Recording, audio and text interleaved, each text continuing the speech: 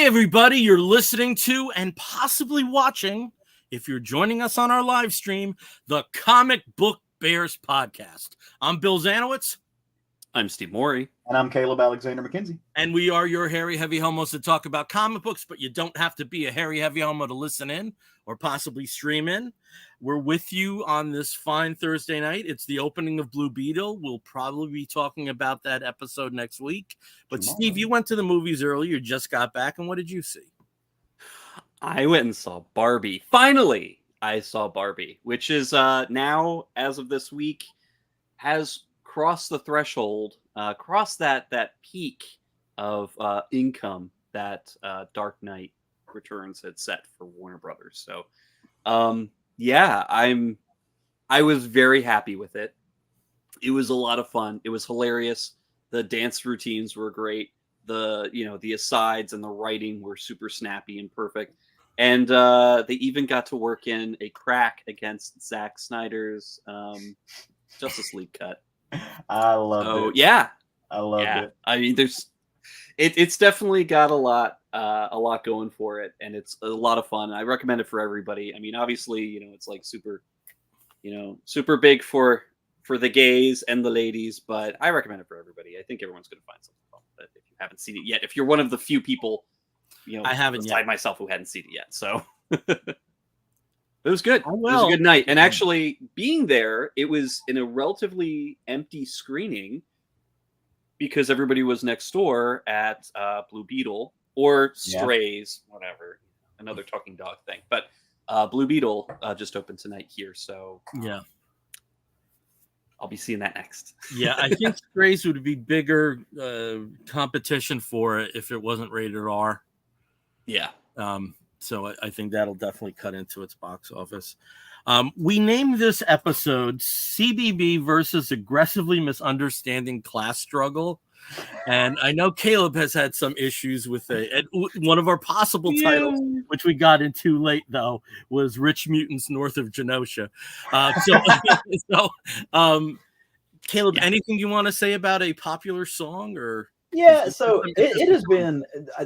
Number one, this is truly on the cuff. I didn't know we were going to talk about this. So it has been an interesting time for fans of country music, right? So, a couple of weeks ago, we had Jason Aldean just being typical Jason Aldean and saying some dumb shit and putting out a song that was, problematic to say the least, for anybody who has just, a little bit of understanding or, understands what dog whistles are. Everybody kind of got what he was saying. And then he got mad because people got what he's saying anyway. But then the week after that, you have Tyler Childers, who I'm a big fan of. I became a fan of Tyler Childers through the grapevine of folks like Sturgill Simpson and White Buffalo and all of those other kind of alt country folks. Jason Isbell in there a little bit brought me to them. And so big fan of him. And he put out this really amazing, heartfelt love song. And the song itself, just kind of sexuality neutral, gender neutral, doesn't really say anything. But you watch the video, and it is a beautiful, beautiful love story about a gay couple who fall in love as young men, except one of them, is working in the coal mines and dies of the black lung very early. And then the other partner just, he lives his life missing his best friend and his lover. Right? It's very heartfelt. And then you have another popular song, which look, kudos to him. He became an overnight sensation. He's got a great voice. I won't knock it. But he put out a song, and the title is, I forget the guy's name off the top of my head, but the title is called Rich Men North of Richmond. And effectively, it's a song that purports to be about the class struggle, and it's talking about basically, it ought to be talking about how, we have an issue with wealth distribution or the lack thereof. And, 1 or 25 people own as much of the wealth and have it soaked up as, 56, 58% of the country.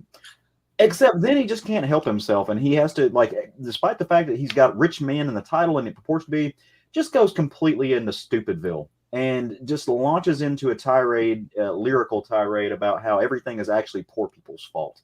And how dare these folks who are on government assistance and stuff have the audacity to, buy a fucking cracker, or a candy bar or chocolate rounds or whatever he says.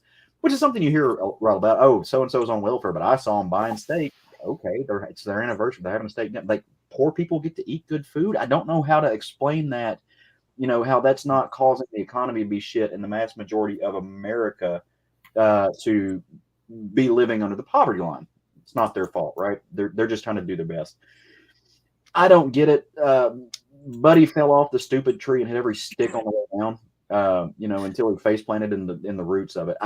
Look, you can lead a horse to water, but you can't make it drink. So he was so close to having a critical thought, like to putting two and two, like to connect basic dots. But then, like I told a friend of mine, I guess he got distracted by the boot in his mouth and just decided that it was actually poor people's fault. That's the country music update from your local gay metalhead. And I think that's something with a lot of the music news. There's, like you said, the guy's name is Oliver Anthony, and he does have a beautiful voice, and there is something very, irrespective of the stupid politics, there's something very organic about this track. There is. He became an overnight sensation. And but it's been a situation, and it's not just reserved to country. I just think of Lizzo and the horrible stories about the treatment of her band members. I just think of that old clip from America's Top Model, with Tyra Banks yelling at that one model. We were rooting for you. We were all rooting for you. Well, we've had those moments, just like a 1-2 punch. There's just in pure complete karma. There's a phrase that we like to use, and I'm assuming it's other places, but in the South we use the phrase "you gonna learn today." This fellow who became an overnight sensation, he became an overnight sensation because of things like iTunes and Spotify. He gonna learn that the millionaires and billionaires who own those ain't paying him a goddamn thing. So, enjoy it. Blame poor people for what you want to. Those millionaires and billionaires that made you a household name are taking your money and keeping it in their pocket. If you can't figure that one out, I can't help you, man. Yeah. So, figure it out. Yeah. But talk about just completely diving off the deep end and just missing the whole pool. Yeah. And if I can just stay on this track of non-comic stuff, I do like to salute people within the bear community, and unfortunately we lost one this week. If you remember me talking about seeing Gacy DC, the current guitarist, Clint Yeager, who was a longtime bartender at the LA Eagle, and mutual friends. I met him in April in real life, and every instant message I got from him made me laugh, and just wanted to offer deepest condolences to his friends and family. I did not hear about that. Don't want to depress you, but the story about his passing is heartbreaking.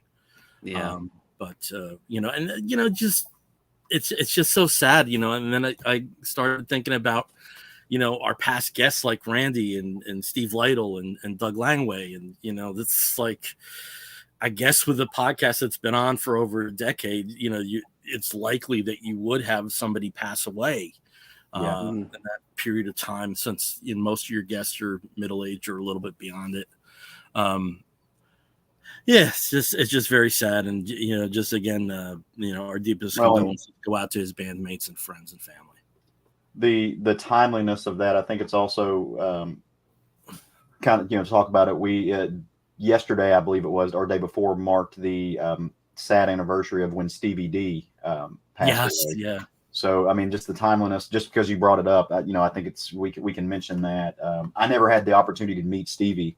But certainly knew of him and had heard of him, and we ran in very, very close circles. Yeah. And he, a very important person to several dear friends of ours. So, if we're in memoriam section, mentioning him again, I think is worthwhile. Yeah. I'm not sure if Comic Book Queers was my first podcast appearance, or if it was on whatever the other one was, but it was early, definitely before this show, and you would have gotten along fine, I can tell you that. I don't think there's any other thing that we need to talk about with ancillary stuff, not dealing with the podcast, but I did want to thank people in our community. Last time I talked about my issues about, maintaining enthusiasm for comic books right now. And today, as part of the EOC community, I posted the audio and received a lot of instant messages, and there was a lot of comments back and forth with the EOC community that Caleb and I are part of, and Steve's too shy to join. So, and I just wanted to thank people for their feedback and Absolutely. And concern. I mean, like legit concern. But I'm here this week. So I think I don't anticipate the doom and gloom that I hinted at last time really rearing its head in the near future. But it's very important to talk about this stuff. Because luckily we do have a community of people, and it wasn't just EOC, it was other people that listened to our show that reached out to me, that have very similar stories that at different points in time. And it was just really interesting because I didn't know so many fellow travelers were thinking this way and thinking this way currently. So I think it's a very, like I said, I think it's a common experience that a lot of us go through. I'm also having a hard time getting over the fact that you referred to it as enthusiasm disruption, because now I just want to say, hey, it's important to talk about ED as nerds.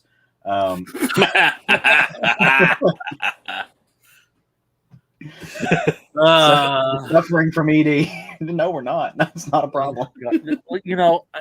I go this way all the time with Steve. You rarely make me do it. I'm gonna mark it on my calendar. I was rooting for you. We were all rooting for you. Wow. All right. Well, it's 15 minutes of shop talk that's not comics. So let's get into the comic talk. And we do have one bit of news. So here's the news. We have one exciting. One exciting bit of news. We did want to mention that it was announced this week that Tom Brevoort, who for a very long time has been the editor of the Avengers house at Marvel, is moving over to X-Men. And I know he's kind of a divisive figure. There's people we know personally who know him personally that don't think too highly of him. But I do think from his editorial abilities, he's kept the Avengers on the front burner, and it has not been a front burner book for the entirety of its existence. And since New Avengers, which at this point is 16 years or something, when Bendis took over, it's been a marquee property. Movie helped, let's face it. Right. But that wasn't always the case at Marvel. There were times where the Avengers lineups were scraps, where the bigger characters, the editors of the books, would not allow them to be part of the main team as regular members, and it affected the title. And since New Avengers, that hasn't been the case, and it also has been a very cohesive world. Stuff that happened in New Avengers directly affected Amazing Spider-Man. Stuff that happened in some of the other Avengers titles directly affected books like Thor and Captain America. So there was a pretty good unity, in a sense, from that particular editorial house. So I'm looking forward to what he's gonna. I don't envy the task he has ahead of him. No, I think he faces an uphill battle because X fans look right now. It's kind of like the best example. I love her and her work is amazing, but you don't want to be Ann Nocenti following Frank Miller on Daredevil. And I don't think you're going to make many X-Men fans happy right now unless your name is Jonathan Hickman, right?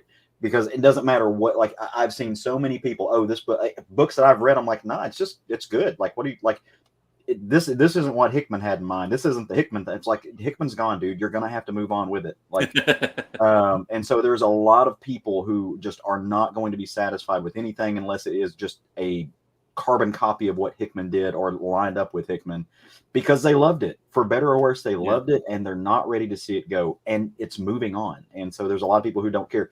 It could be the best book in the world. They're not gonna give it that credibility till later on. Yeah, So. and I think what's really interesting about like the whole, Hickman as architect that was setting up the entire Krakoa saga, an era of X-Men, it hasn't been that long.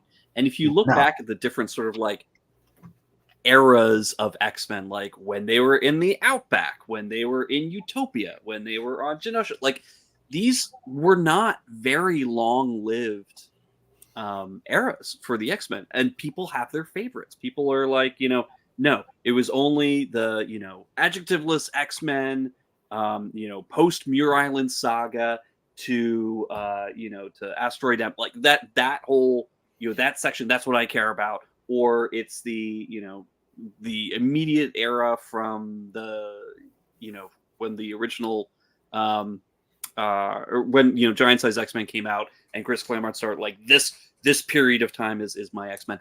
Yeah. This is going to be one of those. And these eras don't last a really long time. I mean, Chris Claremont is when you look at all the other writers and architects of X-Men, was kind of an oddball. I mean, he lasted for a very long time, but so many things happened during that time period.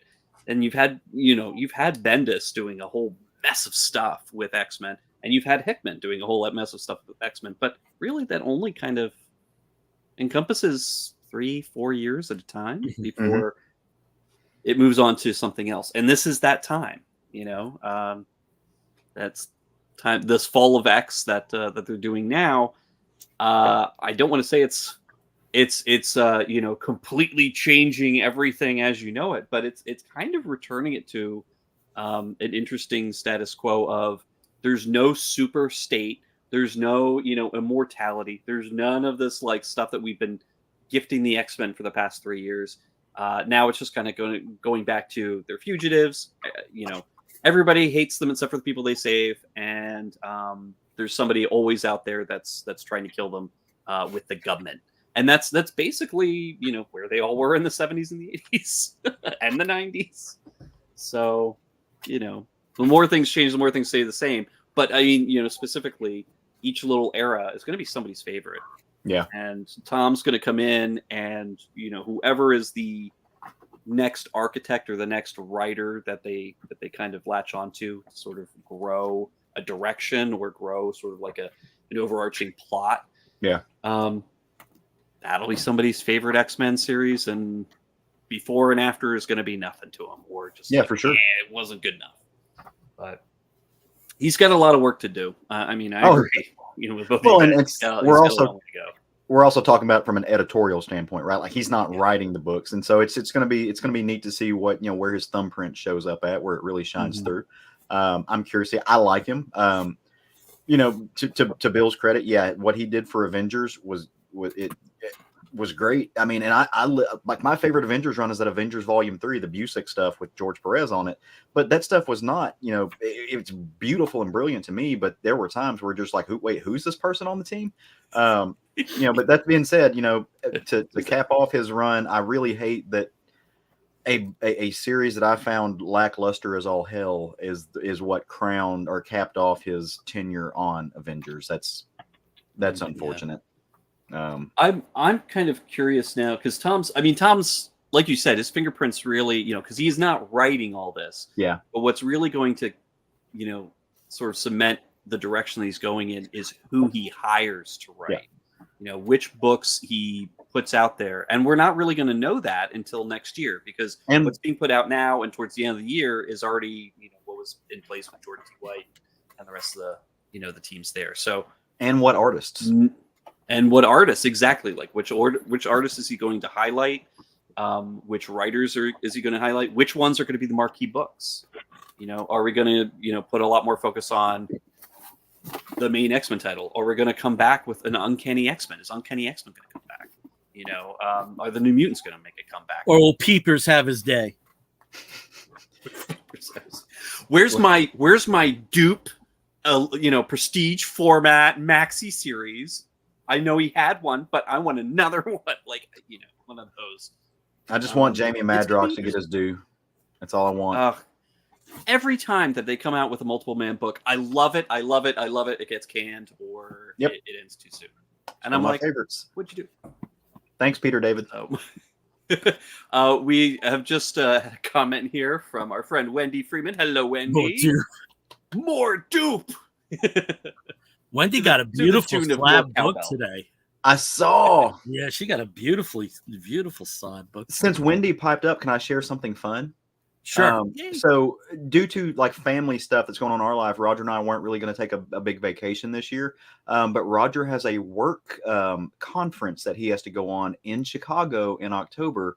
So I moved some stuff around and I'm going to tag along and go to Chicago in October. We're going to spend a couple extra days on the weekend, but I get to go hang out with Wendy for a little bit. I've already messaged her, and so I'm going to get to give her a big hug. I'm really excited about that. It's been, Wendy, you can chime in. I think it's been, 2-3 years since I've gotten to put my arms around you, and that is way too long, friend. I miss you. I love you. I cannot wait for October. Super excited about seeing you. And just, what a badass. I love her. I will spiritually sending you a hug to give her as well, because it's been... Bill, how long has it been since for you? I think it's been Heroes 5 Con? years.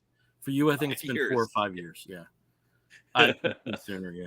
Yes. Comic shop crawl, baby, says Wendy. And the cool thing is Roger's doing his conference stuff during the day for like the first 4 days. So I've got 4 days where I just get to walk around Chicago, and I'm super excited. I love the idea of being a flaneur and walking around and seeing things, and so that's what I'm going to do. Cool. So you're going to be wearing a big floppy hat, have a little walking cane, and wear tights? Is that? That's not a flaneur, but Bill, thank you. That was the appropriate response. Bill did the head grab. Well, my meme was always the Judge Judy with the. Yeah. It's the eye roll. It's the eye roll. And I'm just looking at the three of us over 3 years. I love my Bears. We love you too, Wendy. You're above all women. You're a Goldilocks. Yes. So what is a flaneur? Now we're going to have Caleb define it. So okay, so a flaneur is a literary concept. If you read novels where somebody is just walking and describing what they are seeing and describing the world and the environment around them, that person is a flaneur. Great example, if you read Giovanni's Room by James Baldwin, significant parts of the book, he's just walking down the street, pontificating, thinking thoughts, and then describing the streets of Paris around him. He is a flaneur. A lot of Southern literature, Southern Gothic literature is like that as well. So just walking and talking. Okay. All right. Well, I guess we should get moving with the comic book topic. Here's David Hazan. Hello. Yeah, hey, buddy. Hi, boys. Hello. But yeah, you were saying, sorry. Comics. Chiming in there. Comics. Yeah, so let's talk about comics. So, Steve, I have this big stack. Jesus, still unread of Night Terrors. And I understand you read some of Night Terrors. So, yes, I have been reading Night Terrors. And by the way, I am not yet caught up. These are all read. I've got 2 more weeks worth of Night Terrors that are, from last week, this week, and probably the following, because we're in August, and August is this month is a 5 Wednesday month. So there are Night Terrors books on every Wednesday. It's supposed to be concluding at the end of this month, but I mean, this is 2 weeks worth. Really. For DC or Marvel, is there a 5th week event? I used to love those. I used to listen to, or they would come out with the annuals. The annuals sometimes it's like very often it'd be the annuals, but I remember there was it was terrible, but it was fun. JLA with the question mark where everybody had amnesia and they didn't know if it was Justice League Aliens, Justice League Amazon. It was awful. It was awful. Great art, terrible story, but I love that kind of stuff. I mean, it's one of those things where I haven't seen that for a long time. Like a real 5th week. Yeah. Do you know what the first one was? I believe Amalgam. I could see that. Amalgam. Amalgam. Oh. Amalgam. Yes. But I do have to say, and I'll put I've got a little montage-y thingy up here with different covers. So it pretty much, we talked about it a couple weeks ago, a couple shows ago, with the sort of kickoff of Night Terrors, with the Dawn to See, like the the opening act, with a lot of the part ones that were released in July, and then also Night Terrors, just the main event title book 1 and 2, and now 3 and 4. I think 3 is out already. 4 is coming out next week as we record this. Kind of fill in sort of the main story that's narrated by Deadman. So Deadman's basically the glue holding the central part of the event together. He's possessed Batman's body. He is working to try and figure out which one, get together with other heroes that are awake, because there are all the robots in the world, anybody who's an artificial intelligence. And we did have some surprises that anybody from Atlantis apparently is unaffected. As a surprise sort of last page reveal on one of the books. It might have been, I think it actually might have been Robin, the Night Terrors Robin book. But it's really interesting and intriguing what they're doing here. And of course, they're really pushing the idea that this, this character, this Insomnia, has a history with the heroes. And we're finding bits and pieces out as we go. And actually, we do have a surprise. I'm not even going to say guess. We have someone who has just joined us. It's Brian. Yes. Hey. Hey, I heard y'all talk hello. about comics. Yeah. Oh, we have not seen you on the show for such a long time. I mean, we talk every day, but yay. So how are your Yay. teeth feeling? Oh, so for those, did you already set the stage here? No, not yet. this was a surprise. We were leaving this as a surprise for everybody. Amen. Awesome. So yes, I've been all over the world, and I'm back immediately from the dentist. So I had a tooth canal root. What do you call them? The crowns. They do the crown things. Oh, So, the yeah. crowns. Oh, yeah. Oh, Yeah. That's not so bad as a root canal. Jeez. So much I'm fun. royalty, baby. I'm royalty. But I'm back. Oh, well, we're so happy that you're able to be here. This is awesome. All 4 of us. Yay. But we were just talking about DC's big event this summer, Night Terrors. I don't know if you've seen any of these or read any of these. Nope. Yeah. Mm-mm. We kind of highlighted this is like basically 2 weeks worth of the Night Terrors tie-in books, with all these 2-issue miniseries plus the main series plus a couple corollary books. But I'm really enjoying it. It's basically a way for these writers to just go nuts. Some of the books have absolutely nothing to do specifically with what Insomnia is doing. Insomnia himself is looking for the Nightmare Stone, which is the, it's the Maltese Falcon here. It's the red herring. It's whatever, the thingamabob that he's looking for so he can have ultimate power. But in some of these books, and some of these tie-ins, there's really no Insomnia. It's just the characters themselves. The writers are able to take these characters and go wild with like what's their biggest fear, what's the most horrible thing that can happen. Let's write a horror story. Let's write sort of a crazy what if, and just see how these characters react. And I think it's a fun exercise because all the main titles, all the regular monthly titles are on pause.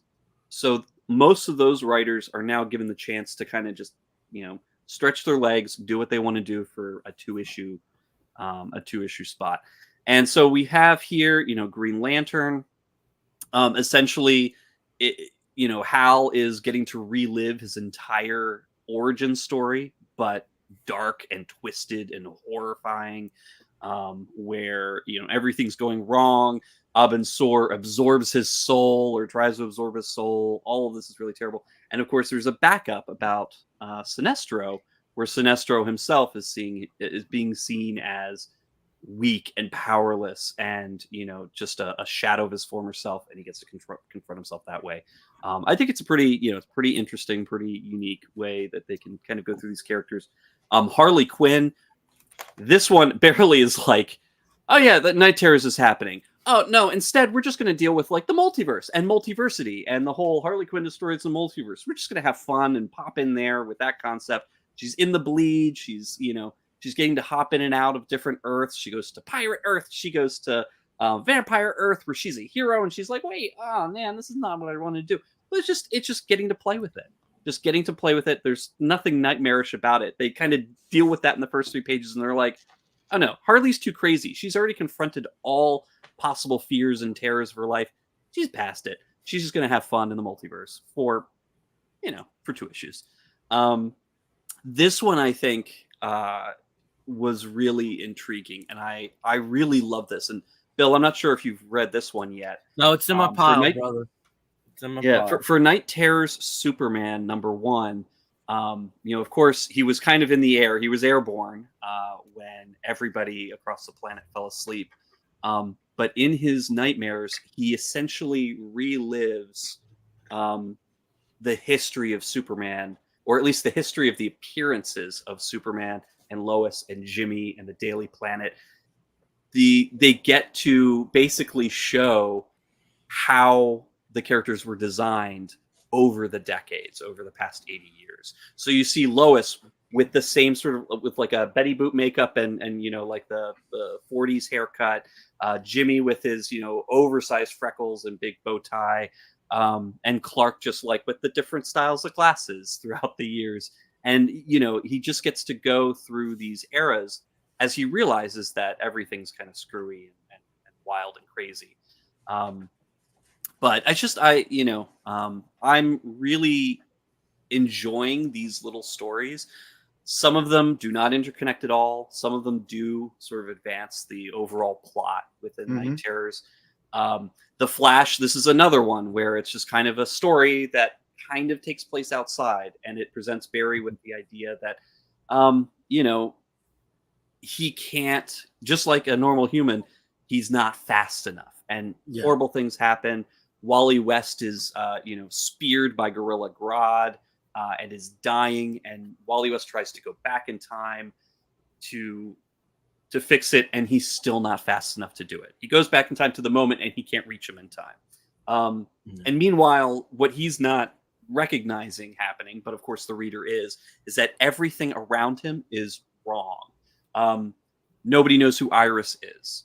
Nobody knows who, Wally West is still a child, essentially, still a teenager. Green Lantern is still dead.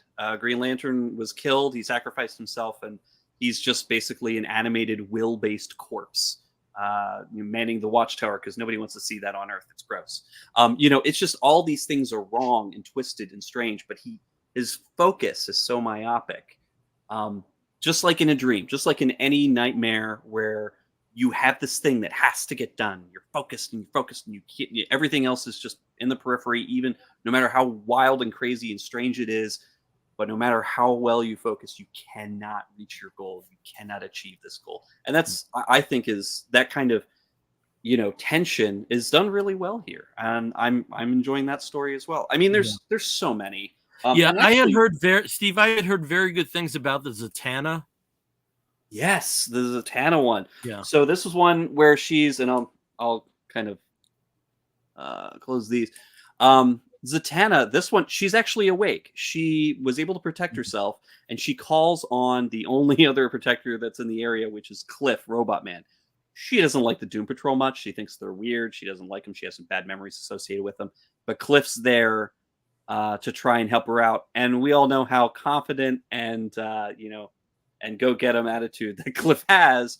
Doesn't really mess very well with Zatanna. But they do try to make it work. They try to fight off the night terrors themselves, which are these, created sort of, minions of insomnia.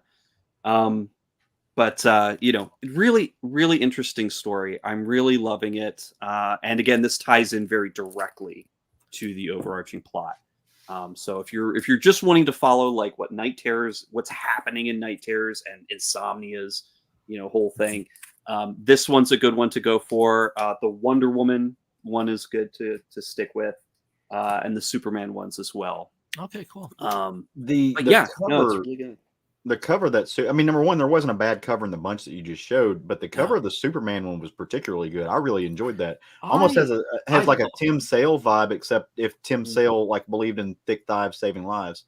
I thought that was, and I've noticed you said like the artist title on that was Riley. Is that Tom Riley? I believe so. Okay, yeah, let me see he if I is can find the actual. good. I have a Conan by him floating Oh, around here absolutely. somewhere. He's Yeah. he's a very good artist. He's doing a lot of Night Terror stuff. Yeah. Yeah. So this is what I was talking about, where you get to see the different designs of Superman through the ages. As he's dreaming, he's going through these eras, and you can see kind of, you know, how Lois is presented, how Jimmy shows up in all of his crazy, bizarre situations. So there's Bizarro Jimmy, there's Giant Jimmy, or whatever, and Lois is a witch. There's just, you know, here's where Lois is in her wedding dress. You know, it's all just very fun and playful at first. And then, of course, it goes way out there. And it gets extremely gory with basically the Superman as the personification of death, which is his ultimate fear, that he will be the last living human, or last living person, alive. And it would be because of him that everyone else is dead. I just want to give credit where credit's due. I mean, their styles aren't. It's not a huge puddle jump, but the cover is by Gleb Melnikov. Okay. Yeah. Oh, okay. Yeah. That's a great cover. And that it is. Riley does the interior art. Definitely. And there's some. I mean, look at that. Look at that. It's stunning. Yeah. Oh yeah. Dude, gorgeous. Dude is good. He got his big break a few years ago on an indie book, and for the life of me, I can't think of what the name of the book was. It was actually when we were all at C2E2 together. He had just gotten a start, and then literally as we were leaving C2E2, the writer of that book got basically Me Too'd, and I felt so bad for him. And because it was his big break, and he's such a talent, and it took him a while to like get back and get traction. So I'm glad to see him doing a ton of stuff now. It makes my heart happy. Do you remember who the writer was? I would have to look it up and tell you. I'd have to look up his CV. Was it the Small Town book? It's not the Border Town guy. No. But that was around that time. Okay, that's what I was thinking. Yeah, it was around the same time. Yeah. Okay. I would while we're talking, y'all. I'll talk amongst yourselves. I'll figure it out. Okay. Yeah. All right. Well, I'm gonna. This one, I did want to say, the Joker was hilarious. So okay, good. Go read the Joker. And we did talk about the Joker at length last time. Yeah. Yeah. Okay. Just want to stay on the DC route. Steve, I know you have a graphic, but I do have it handy here. So one thing that I am getting very excited about is the Blue Beetle film. And we'll talk a little bit more about that later. But I went back to the prior Blue Beetle, Ted Kord. And the Action Heroes Archives Volume 2 is from the DC's Archive Edition lines. And this collects all of the later period Ditko stuff from Charlton Comics that involved what was known as their Action Heroes line. And as you can see there, you have Blue Beetle in the front, Captain Atom in what was a new costume for him, and the question began as a backup in Blue Beetle. And I had never read these stories in full. I've read issues here and there, particularly the Modern Comics reprints from 77 and 78, but I'd never read them all, even though I've had this for, God knows how long. So I read them today, and it's interesting how they set up Ted Kord as the new Blue Beetle with a tie to the prior Blue Beetle, Dan Garrett. Dan Garrett in this incarnation in Charlton, and again, Blue Beetle goes back to 1939 as a comic book character. This version of Dan Garrett was an archaeologist, and they knew each other in college. Ted and Dan knew each other in college.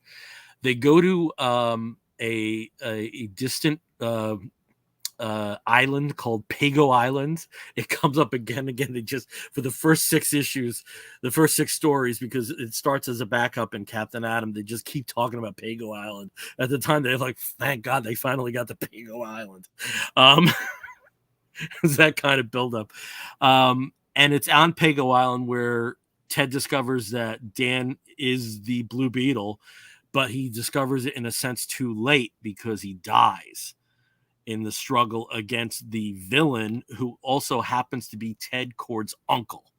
All right, now this is the Silver Age of comics. That's kind of involved there.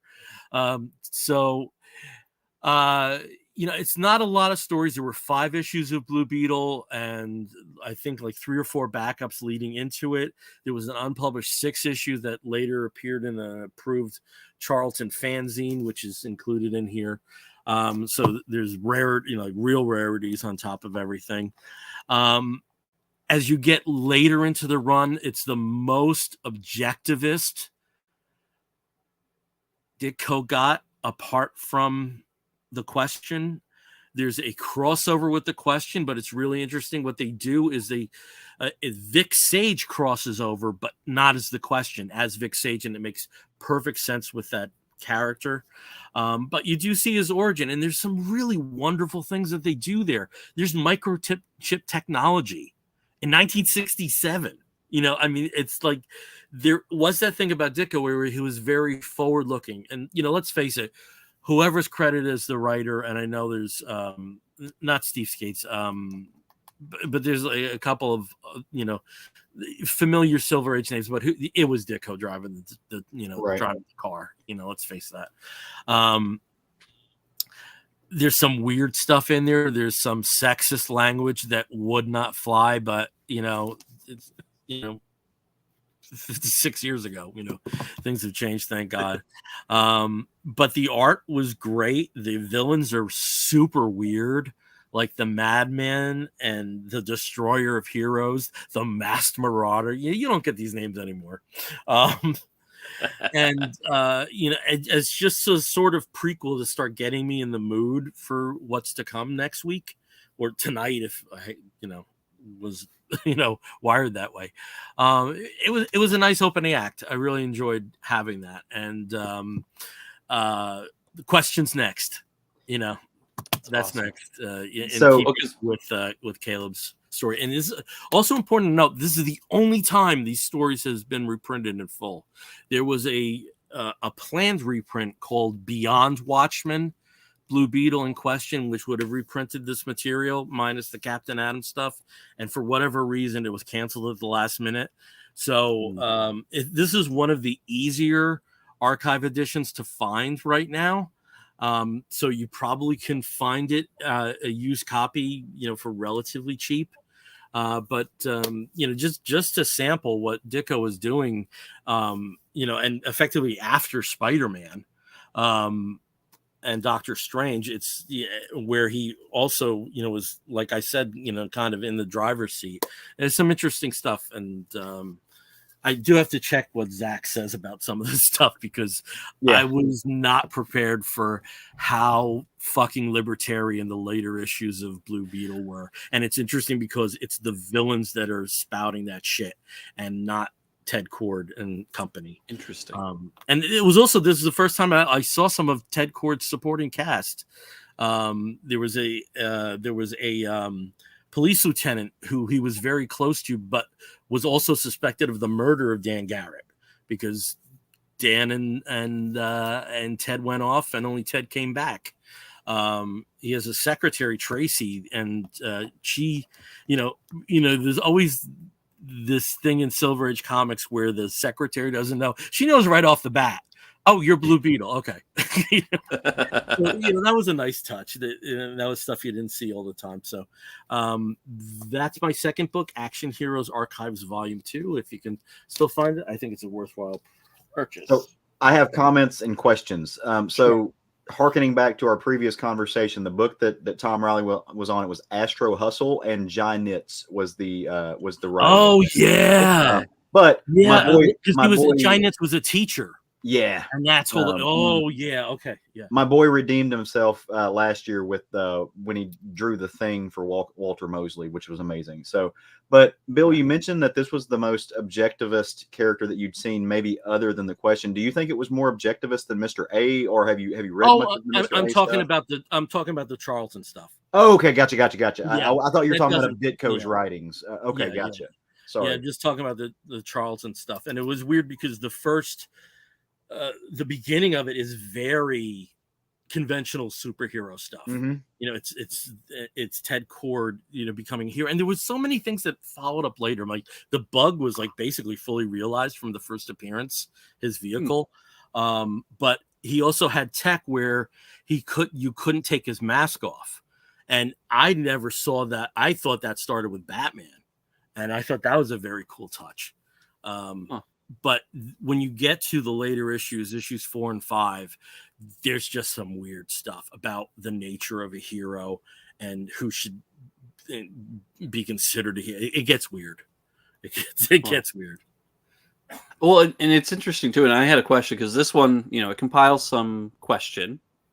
It also compiles, you know, Blue Beetle, but also Captain Atom. And if Ditko's writing Captain Atom, who is essentially the most powerful figure that could ever exist, he can destroy the world in a nuclear blast if he wanted to, or maybe later on in DC when he was kind of given all that power.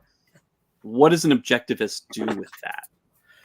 I don't think he ever really got to it, and I think one of the reasons was that the writer of that, David Kaler, who I believe started with him in the very early appearances. He basically, like, the 60s hit and Captain Atom happened, and then he disappeared for a few years, and then when the Action Heroes line, he reappeared. I think David Kaler had a bigger role in scripting than the other stuff, and I think that's why you didn't get those particular arguments, and why of the three that Captain Atom was the most conventionally superhero-ish. Yeah, it's an interesting question because it'd be fascinating to see what somebody with that particular worldview would do with that particular vehicle. Yeah, because a lot of times, like when I've read Captain Atom's stuff, at least later in DC, he's either like very anti-war, anti-violence, anti-military, sometimes anti-government. It happens where like he feels exploited. You know, that would be very interesting. Yeah. But I also we can't ask Ditko now. Because of his storyline, you know, at least at the outset, he was also in that Captain America Man at a Time motif, because he was time displaced because the shit started happening in the 60s for him. Yeah. All right, well, so that's one of the big two. Let's go over to the other big two, and there's no way we're going to have Brian on without talking X-Men, and I've never been so happy for somebody to steal my choice of a book, which was Astonishing Iceman #1, which we all have, except for Steve with his fancy variant cover. So it's not. Is that? Oh, it is a variant cover. Oh, I thought this was the main one. You got a variant cover, yeah. Oh. It is variant edition. So, Brian, I'm so happy we get to hear X talk out of you. So, why don't you take us through Astonishing Iceman #1? Ooh, thank you. I will admit I'm a little rusty at this, everyone. I have not read a comic, much less talked about one, and I don't even want to look back and see how long it's been. But yes, I did read this. Thanks to Bill for recommending this. And I really just read it because I wanted to talk about it and share it. So I'm glad we can, because I have opinions. I will be constructive, and then I may have my little, couple negative notes. So if you're not up to speed on Fall of X, obviously this book is probably not where you want to start. But I won't get into the Hellfire Gala too deep. I have a little bit of thoughts. I know y'all talked about it. But overall, that event has set the stage for where we are now, which is all the Fall of X books. And as with any event, this is an amazing chance to jump back in. It just lets the creators go with whatever interesting little takes on this premise, which is the mutants are scattered, presumed dead, Krakoa has fallen, yada, yada, yada. Right. So one of the things I was surprised to see on the list of books coming out after this was an Iceman book. Because, I mean, to be honest, Iceman is definitely one of those characters that I love. Goes back, from the beginning of the X-Men. Also famous from the television, was it Spider-Man and His Amazing Friends, right? Everybody knows Iceman. But as a solo book, it's been a hit and miss kind of, situation. I think my favorite incarnation of Iceman was Tina Grace's take. What was it? Probably like 4 years ago, pre-pandemic, whatever that is. So anyway, it was surprising that they were doing this. But as they have established, I think it was before Bendis. It may have been even back to Morrison, but definitely in the Bendis era, they really ramped up Iceman's use of his power and sort of made him this Omega level mutant, which is, for those who don't track that kind of terminology, it's a very powerful, probably the most powerful class of mutants, right? It's like an A-list bear. Oh my god. Oh my god, the A-list bears. Oh, you're talking about another topic. Oh my The god, Omega, yes. the Omega 11 mutants get to all the cool I parties. just absolutely love seeing the A-list bears getting shut out of Kylie Minogue today. It was so much fun. There was a popcorn gift moment. So let's go on. Whew, A-list. Yeah. I was just at a gay campsite this weekend, and there were definitely some bears there who probably thought they were A-list bears, but whatever, it's fine. Not including our dear friend of the show, Zan Christensen, who was there, and he is an A-list bear, but in a better way. He is a good kind of A-list bear, And we love him. and we love him. Yes. And maybe lust after him slightly. Yeah, well, listen. Come to Seattle. No, Let me go This- pack my bag. you have a standing invite, and I have a guest room. I'm just saying. But no, I could, yeah.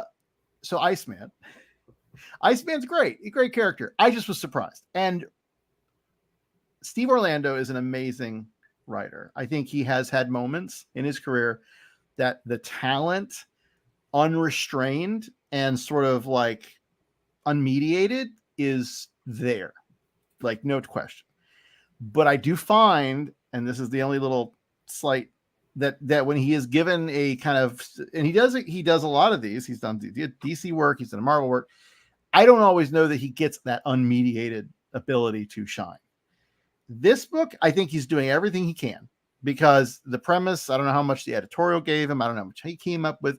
It's bold, it's interesting. I hope that it's from the creative side and not the editorial side, but it's a new status quo, right? Not just for the world, but for Iceman. He has gone full on Kal-El with his own fortress of Icitude. I don't know, whatever which I love. I mean, I'm a Superman nerd through and through. Seeing Marvel take that and borrow that, and fine. That every Marvel, DC, all the companies share stuff, whatever, who cares?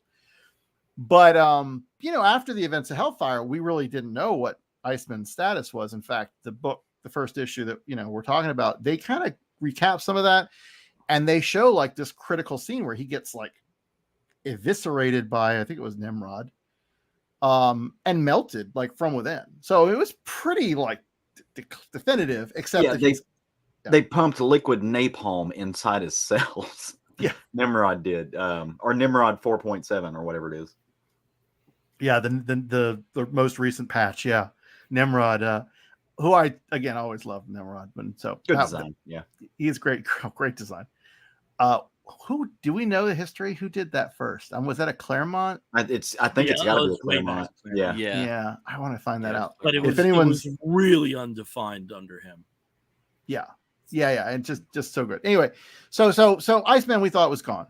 Well, no, because he has this empath in his life. This character who question, and this is I'm sorry, I have not read these books in a while. Where did Romeo come from? Is he from Cena Grace's run? Is he the guy that he kind of ended up with at the end? No, he's an Inhuman. No, he's an Inhuman. Yeah. Okay. Is that so something? He made appearances in Inhumans versus X-Men. Yeah. I think, if I can remember. That's ringing a bell. Okay. Yeah. I did read that, but yeah, been a while. Okay, so he's a guy.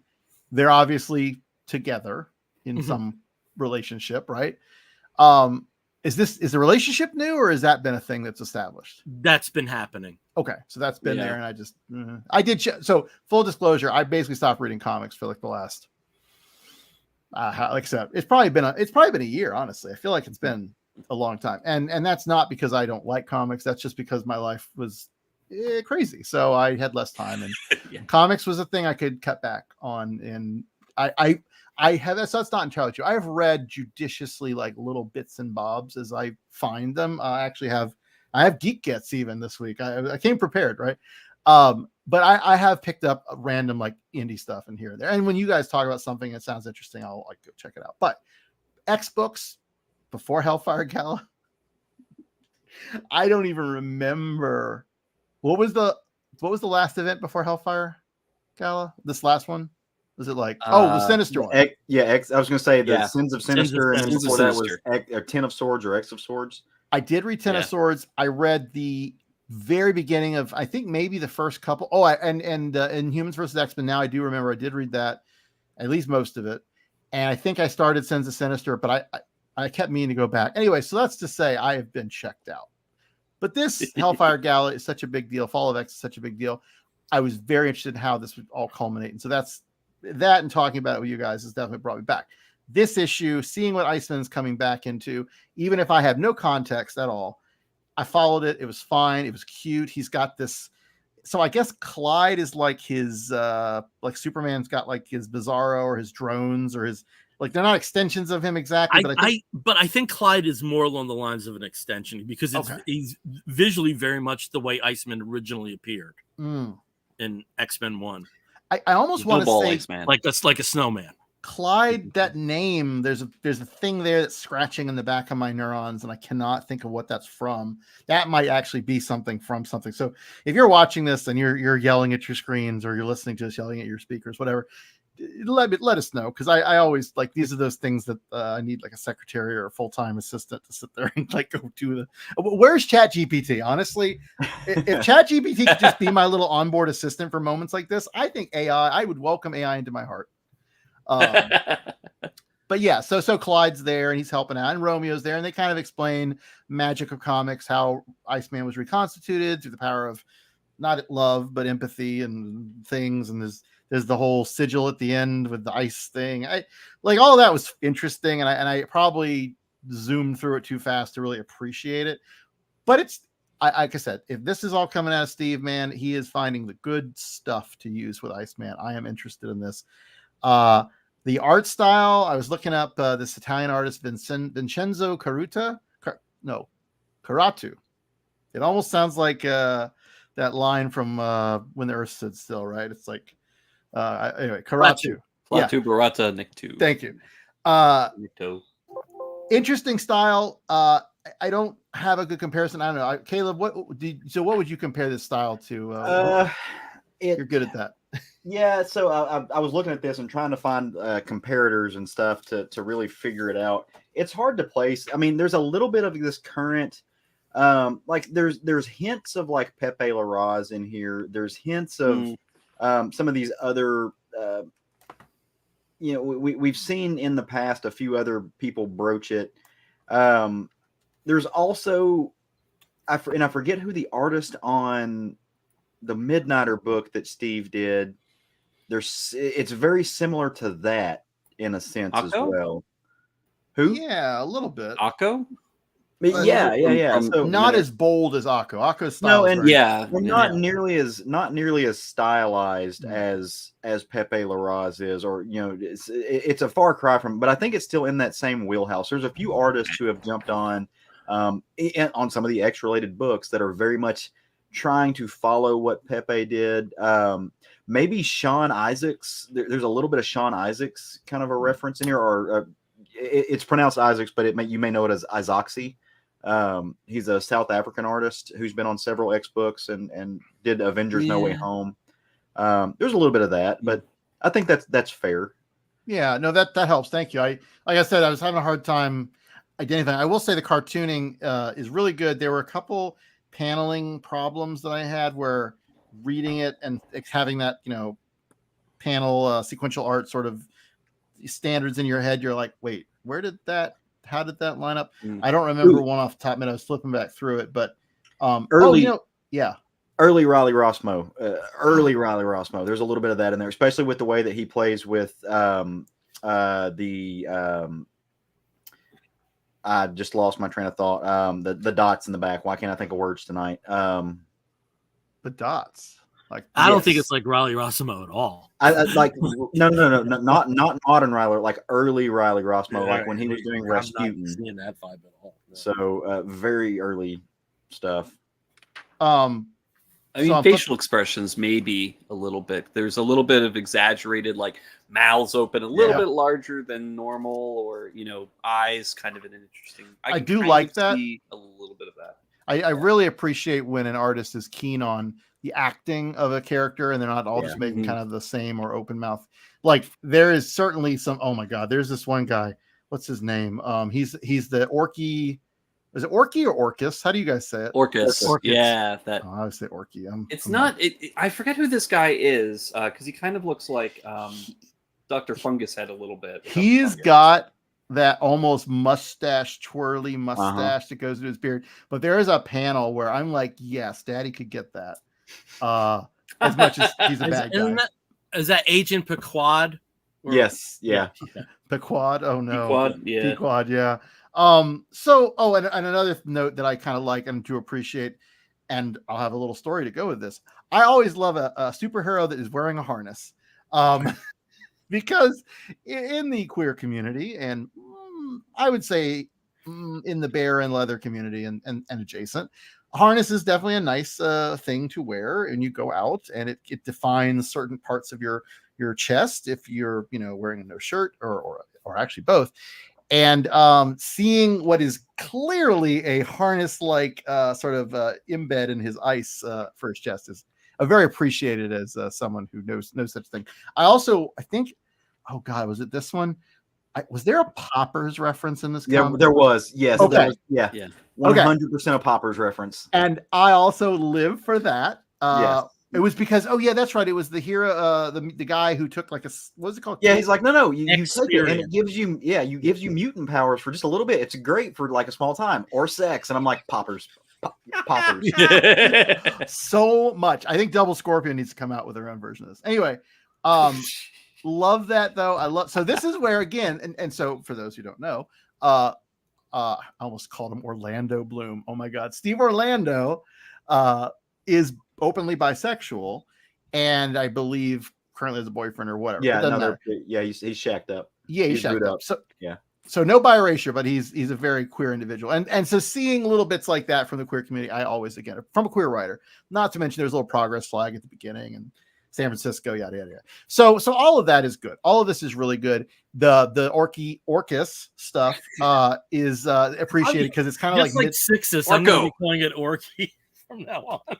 I don't know why. Now I'm just thinking Orko from She-Ra and He-Man. Oh my God, right? Oh my God. So I like the mid-level manager. Red Skull is the joke fanboy guys like to say, but it's the bureaucratic nature of villainry.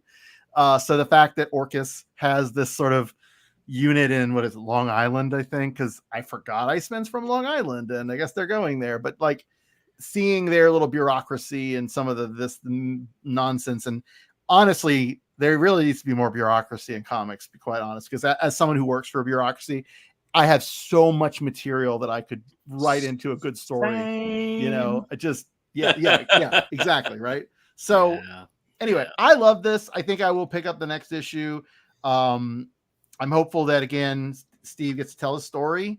It obviously needs time to Fall of X, and that is kind of what it's interesting is I'm seeing and reading about other books. I haven't read any of the other Fall of X books really, but like seeing how deep they dig into the mechanical, like or the thing about the Fall of X versus just using it as like a, hey, we're off doing our own thing now again.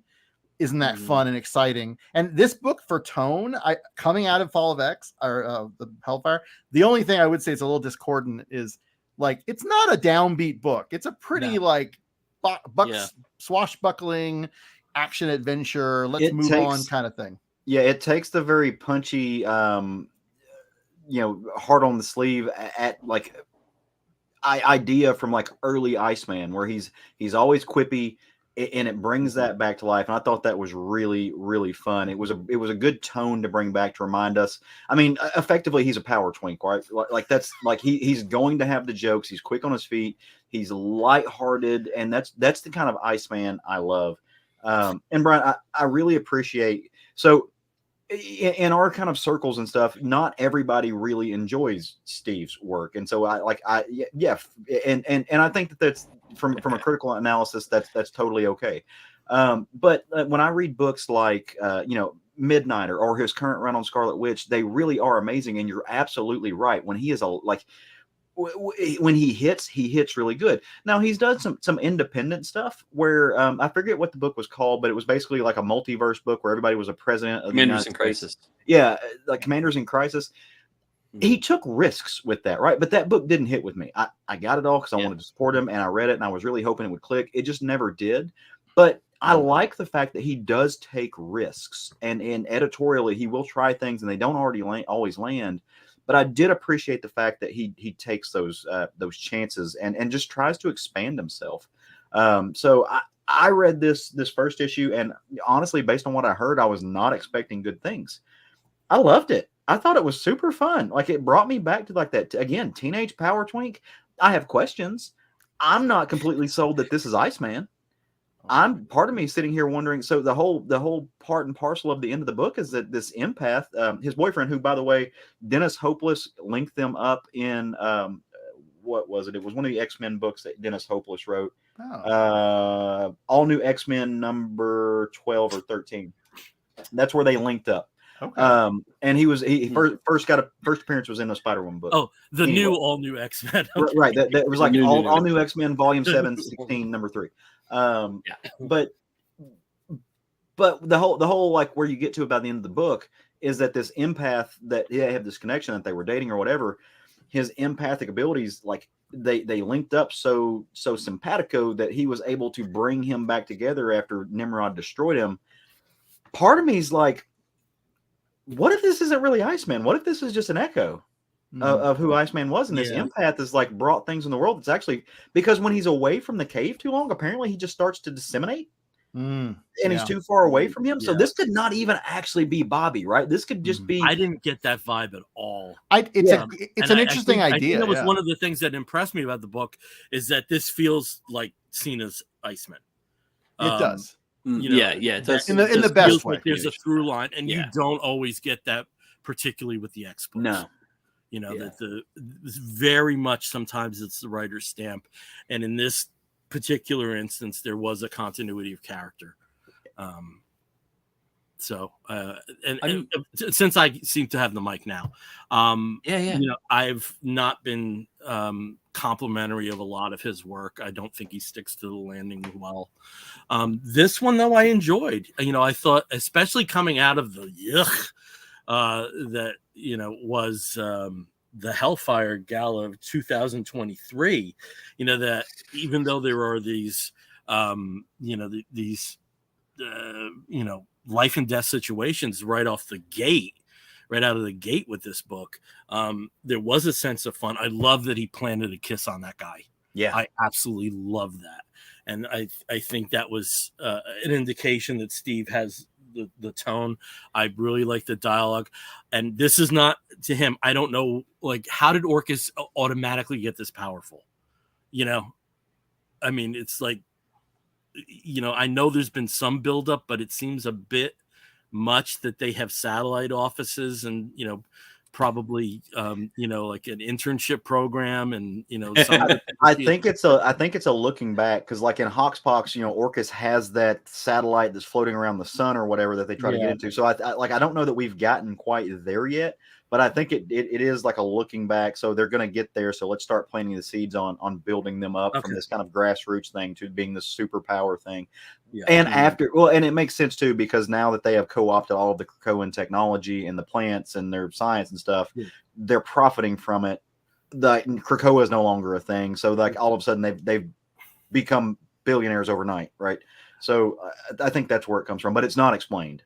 And also, I have to say, and this is something I caught in Cena's run, and I think it is a trait of the character. He talks to himself a lot. Yeah. Bobby talks to himself a lot. I do that, like I do self-interviews all the time. And that's just an endearing quality that I have. Yeah, and there's Rob saying, yes, it's true. That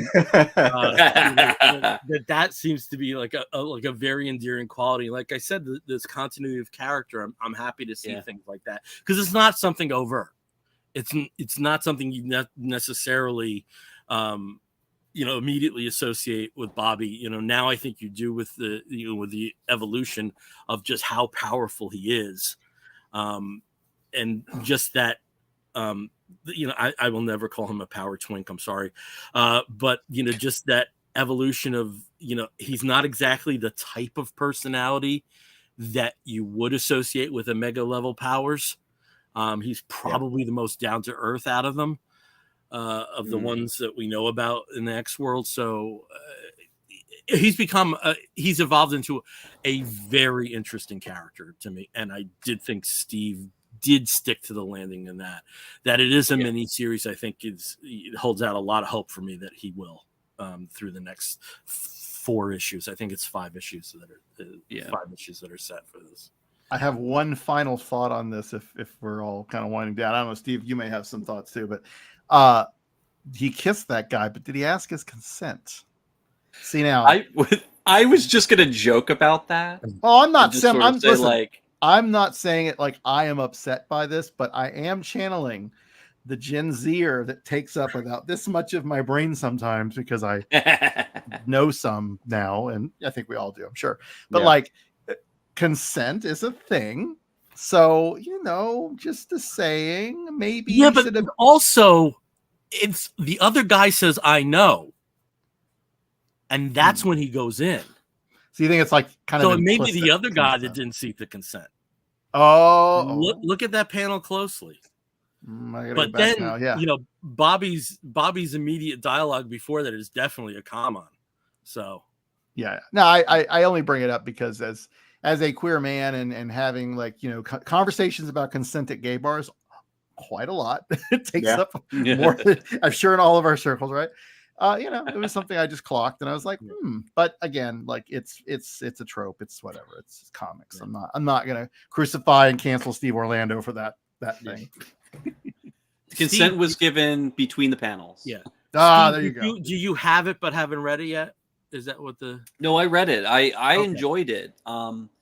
And it's funny that you brought up the idea of talking to himself, because that's a trait that's shared by his cartoon co-star, Spider-Man. In all of Spider-Man books, he has been famous for spending pages upon pages of text talking with himself while he, sits and stares at the city or whatever. And I'm wondering if that's something that subconsciously or maybe consciously writers who have taken on Iceman, since the Spider-Man and His Amazing Friends have started to incorporate that kind of personality trait with Iceman, because they, cartoon aside, these characters started out as young teenagers who had a lot of power and, were constantly kind of being, when compared to other heroes, were constantly kind of being relegated to like, oh, you're just a kid, you're just a kid, you're just a kid.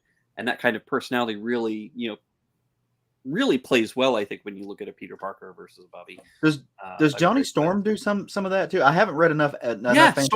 Johnny Storm does that too. It's a very much like teenage boy kind of attitude where it's like, I'm going to show off a lot. But then when you do have solo moments, there's a lot of talking. It might not be restricted to that gender, though, because since you mentioned Amazing Friends, the appearances I've read of Firestar, she does a shit ton of that, too. What was there was a book not too long ago. It might have actually been, I think it was like Spider-Man and the X-Men. It was that miniseries where Spider-Man for a period of time became the teacher at the academy. Yeah, and Firestar was another co-star of that book series and popped up.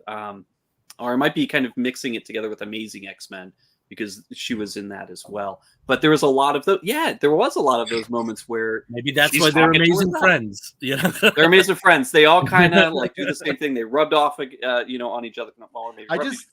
Anyway, they rubbed. Okay, I just love that this is so influential now, because when we grew up, some of us grew up, I think, watching it. Whether it was we were a little older, a little younger, that is like the writers now who are kind of in that same age range are just it's something to them too, and Well, to but bring this back. Yeah, it's a cool juxtaposition, right? Because this is comic books, and we constantly get villains monologuing and villain like the mustache twirler, and it really is a very cool literary tool to juxtapose a young hero who also does this kind of, to borrow Bill's term, this self-interview with a villain who's all, older mustache twirling villain who does the monologue thing. It's the same thing. It's just different people and a different vibe to it.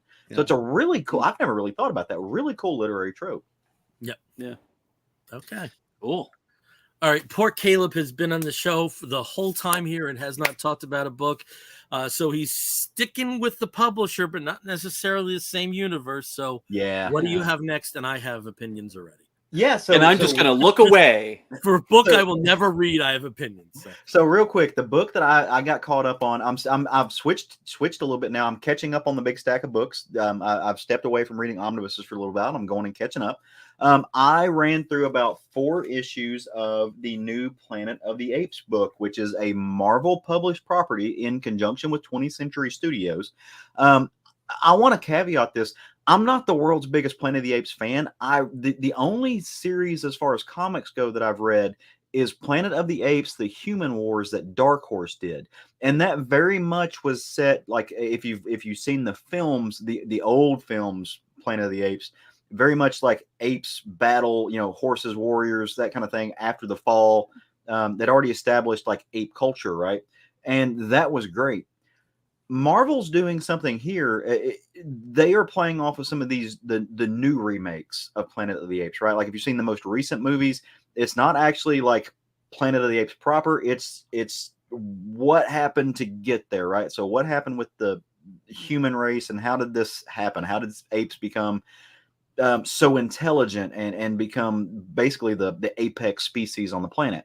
And this is what this covers. I do want to caveat this: if you're a person who maybe has a little bit too much virus fatigue, because we all just lived through COVID and stuff, skip this book, because there's a lot of parallels. There's a lot of overlap. It's a lot. It's very COVID centric to the nth degree. Why did I pick this book up then? A lot of you probably are wondering. I picked this up because I am a huge fan of Dave Wachter. I love Dave Wachter's art. When he draws a book, chances are I'm going to grab it. I think it's phenomenal. Dave Wachter got me to read Godzilla. So that's that's a big thing. Also, this is written by David F. Walker, who I'm also a big fan of. Bitterroot is phenomenal. So these two teaming up, I was like, yes, give me this. I want it right now. So I picked this book up and kind of enjoyed it. Like, it's really fun. Long story short, right? Again, and this is about the beginning of it. Starts in 2011. There's a lab. It's called Genesis Laboratories. They developed this thing that's supposed to be like a cure for Alzheimer's, etc. ALZ, like 112 and 113. They're testing on monkeys, right? They're testing on apes. They're testing on these simians. Something happens. It morphs. It goes bad. It turns into a virus and starts killing people. When this happens, of course, the blowback, which is real because we've all seen it, the blowback from this is you have a very particular group of people, mostly right-leaning conspiratorial type people, who take it upon themselves and say, hey, no, this is the monkeypox or the monkey flu. They start going through and just annihilating all the apes that are in captivity, right? Like, they are breaking into zoos, they are murdering apes. The thing is, in real life, the scientists will tell you this is not just spread through monkeys. The virus, it started with apes, but now it's evolved, it's gone on. Killing these apes doesn't do anything, right? Like, in fact, the way to cure this might actually be found in the apes. And so you have the government who has started working with and trying to develop a cure for this virus. Again, this group of kind of, I don't know what you call them, fascists, short of, but it's very much the people who have organized around the world. They're called the Exercitus Viri, and I'm very much looking down at my notes because I want to make sure I say this stuff right, which is the army of man, right? It's a translation to the army of man. And they are going after anything that they can find. Meanwhile, the United Nations has started working with scientists, and they have teamed up with there's this UN soldier named Julia Taban, and she has teamed up with a park ranger named Omatete to save apes. All right, they're gathering them all up. You start to see the initial forms of apes learning sign language. Throughout the series, you literally see a progression of the apes getting smaller, developing sentience, and starting to work together. By the fourth book, I think this is going to be a 5-issue series, maybe 6-issue series. They are on a cruise ship trying to get to North America somewhere to the government for protection. I think they're going towards the UN headquarters, to the only kind of laboratory left. Like the other laboratories have been wiped out. The UN was not capable of getting the Exorcitus Viri to back off, not capable of defending them. Very few places are safe for apes anymore, except for places that are really remote and have been cut off for the world, where humans and apes are now working together. So you see in the planet different pockets of ape culture developing. It's really neat, really cool. And by the end of at least the 4th series, the apes are on this cruise ship. The Exorcitus Viri are attacking, and the apes have just had enough, and they start to take militant action. They strategize. They start fighting back, and the apes are now going to have to protect and save the humans. Kind of taking us from point A to point B on how the apes learned, and you start to see the progression of them becoming the dominant species on the planet. There's some really cool backups, again, written by David Walker, but it's drawn by Andy McDonald. It's Pug's Tale. Pug is a gorilla in France who was this kind of renowned and world famous gorilla who was in a circus, and he did all these cool things and everything. And throughout the story, it's talking about how, after the fall, Pug just becomes a thing of legend. And all of these stories can't be true because Pug is just a circus gorilla, right? Like he juggles stuff. In real life, Pug has become a warlord. Pug has launched a defensive in France with the orangutans, things that you see. It harkens back to what we see from those original movies and the pre-remakes. I guess the first iteration of the pre-makes. Pug's a badass, right? And Pug is basically launching the French underground. I forget what the term was, the French who fought back against the Nazis, who embedded themselves. That's basically what Pug is, and it's a really cool, very, very beautifully drawn by Andy McDonald story. Again, I'm not the world's biggest Planet of the Apes fan. I do think this is cool. I think the art is fun. It's very poignant at moments, very heartfelt at moments. You see great things like this. Also, there's a Judas Priest reference, so I was not going to pass that up. Super important moment to the story.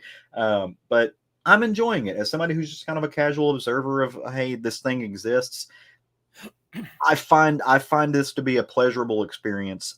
I personally would love to see more of that old school Dark Horse stuff. Like show me the world where the apes are leading. I want to see apes with samurai apes. I want to see, night apes. I want to see that kind of world too.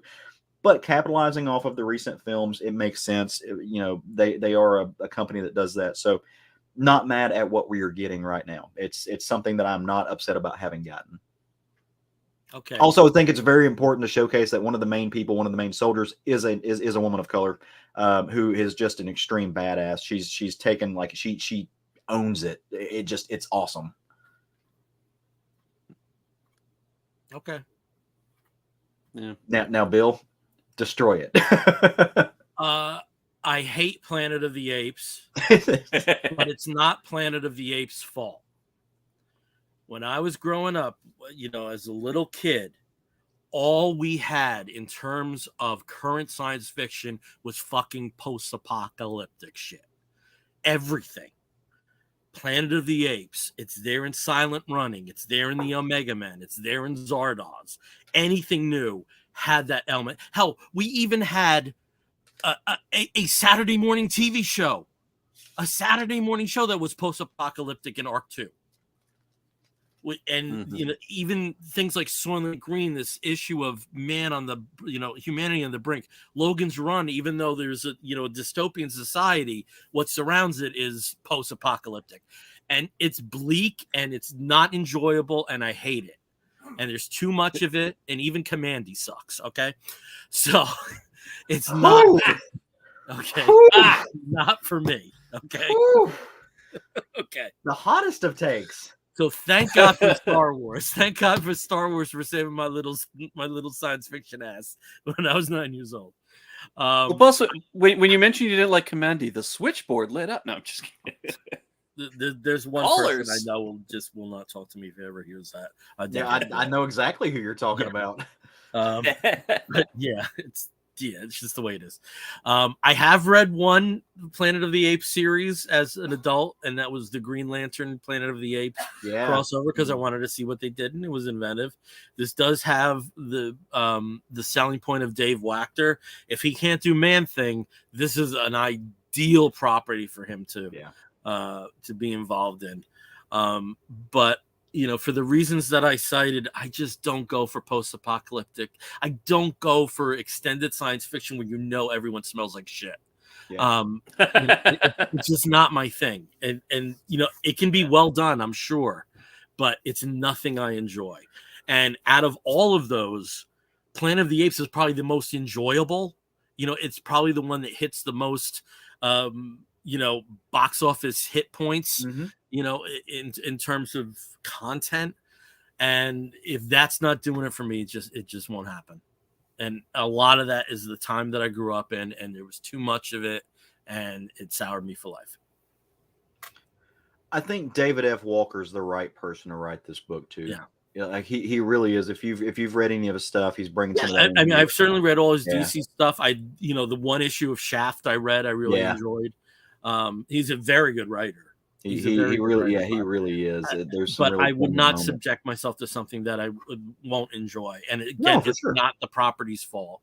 Like I said, I hate post-apocalyptic stuff more than I hate the individual properties. I mean, Soylent Green's a great film, but you don't have a great time watching it, and that's just where I stand with that particular type of motif. Yeah. But and I think that's certainly fair, right? Like there's particular genres that I don't care for that I'm not gonna delve into. For people who did enjoy the last couple of remakes of the show, though, this is very much it's steeped in that world, and I think you'll enjoy it. It's political in nature, as good art should be. It reflects the world that we live in, and also advances it as good art does. It talks about our history as good art does. So all in all, like I found this to be, there's a lot to dig into here. And again, I think visually it's stunning. And then again, David F. Walker is absolutely the right person to talk about this book, because there are, again, if you've read his other work, there are things that I am not the appropriate person to speak on at all. But like, it deals a lot with race, and when you're dealing with a world where they are, you see in some of the pictures, these apes have collars. They are effectively, a certain sect of the humans want to enslave apes for their benefit to bring humans back up. Which is why I think it's also important that it showcases a young woman of color who's a soldier in this, who can speak on, hey, like, this happened to my people for a couple hundred years, maybe fucking don't. And so I really appreciate that he's bringing those moments in here. It's very steeped in our modern culture. So, like I said, I found it to be like surprisingly enjoyable, because it wasn't what I expected. So I'm on board with this. Where I haven't been with some other like virus based books, AWA is a good example of that. I just couldn't get on board with that. So yeah, and if I can just provide some insight into my prejudices, the one property I think I come closest to legitimately enjoying that's in that bucket is Mad Max. Okay. Yeah, I think apart from the third film, they're all like exceptional. Mad Max, Road Warrior, and the Fury Road, I think, are all exceptional, and even Tina's movie has its moments. I feel like Bill has got like a Robert Kirkman voodoo doll where he just like stabs it at night, where he's just apocalyptic bullshit, just murdering Robert Kirkman the doll. Yeah, it's just not for me. It's not for me. I like, because that's like almost, I bet it's a nightmare of mine that I don't even recognize. For sure, I'm gonna die in a post-apocalyptic world, and not because of being shot or anything, like probably some like old-timey disease like consumption. Died of the rickets. Yeah, the dropsy. I got the dropsy. Oh. All right. Well, I guess this is going to provide a window into the more independent books that we are going to talk about. So, Caleb, you actually have a book that I have not gotten caught up on yet. Okay. So, Yep. But the previous editions have been some of my favorites. I mean, just brilliant stuff like a Superman who comes from a Krypton where everyone's an asshole. I mean, this is such a wonderful series. So why don't you tell about Second Coming Trinity? Yeah, I like this where it's back to back. This is fun. So yeah, Bill held it up for those of you who are listening to the podcast. But the next book I want to talk about is Second Coming, specifically Second Coming Trinity. I caught up on issues 1 through 4 of it. This is, of course, written by Mark Russell and drawn by Richard Pace. And because it's an Ahoy book, there are lots of little stuff in the back. You get a really great story from Mallory, written by Mallory, drawn by Matt Bors. There's all kinds of stuff in this. If you've read Second Coming, the premise of it is we live on a world where there is a superhero called Sunstar. Let me make sure I'm bad at that. Yeah, Sunstar. Sorry. There's a lot. He's a Superman analog, which is why I got confused. I was like, wait a minute, make me sure that's right. And basically, he's everything we think Superman should be, and he's just doing superhero things. Except Jesus comes back because it's the Second Coming, and so now you have a Superman-like figure mixed in with Jesus, who's coming back to the world, trying to see what we've done with it in the 2,000 years since his crucifixion. We've gone through 3 volumes of this, right? So we saw that. We saw the second story, which was Second Coming. I forget the title off the top of my head. Only Begotten Son. Only Begotten Son. And then the third story is Trinity. And what's cool about Trinity is we actually get to meet God. We get to see God come back. And so Mark Russell is a theologian. He's a well-trained theologian, right? That's what his studies, his degrees are in. He's a very sharp and savvy individual, and so he has lots of really smart, important things to say. He's also an amazing satirist, and so I really like a lot of his work because he finds the nits to pick in our culture, and he just digs in. Whether you've read Flintstones or some of his other work, really, really great stuff. In the first books, we really were like, it is not necessarily satirizing religion, but there are lots of really cool political commentary, socio-political commentary on religion, the state of religion in our world. What would Jesus think if he came back? What would Jesus think about the evangelical movement, which has really co-opted and monetized him and got away from a lot of the things that Christ actually would have taught? In the second book, we see just an advancement of that. We get more of kind of what the world's like for this Superman figure in a world with Jesus. The third one, we meet God, right? And it's given to us in the context and the overview that Jesus is a member of Sunstar and his wife's family. Like he effectively kind of lives with them and is besties with them. And he starts babysitting Sunstar's child. In the meantime, God has come back to Earth because he heard some things that was happening. He finally started paying attention. And also Jesus came back and was like, hey, bro, you might want to like pay attention. You made this whole thing, like pick up your toys.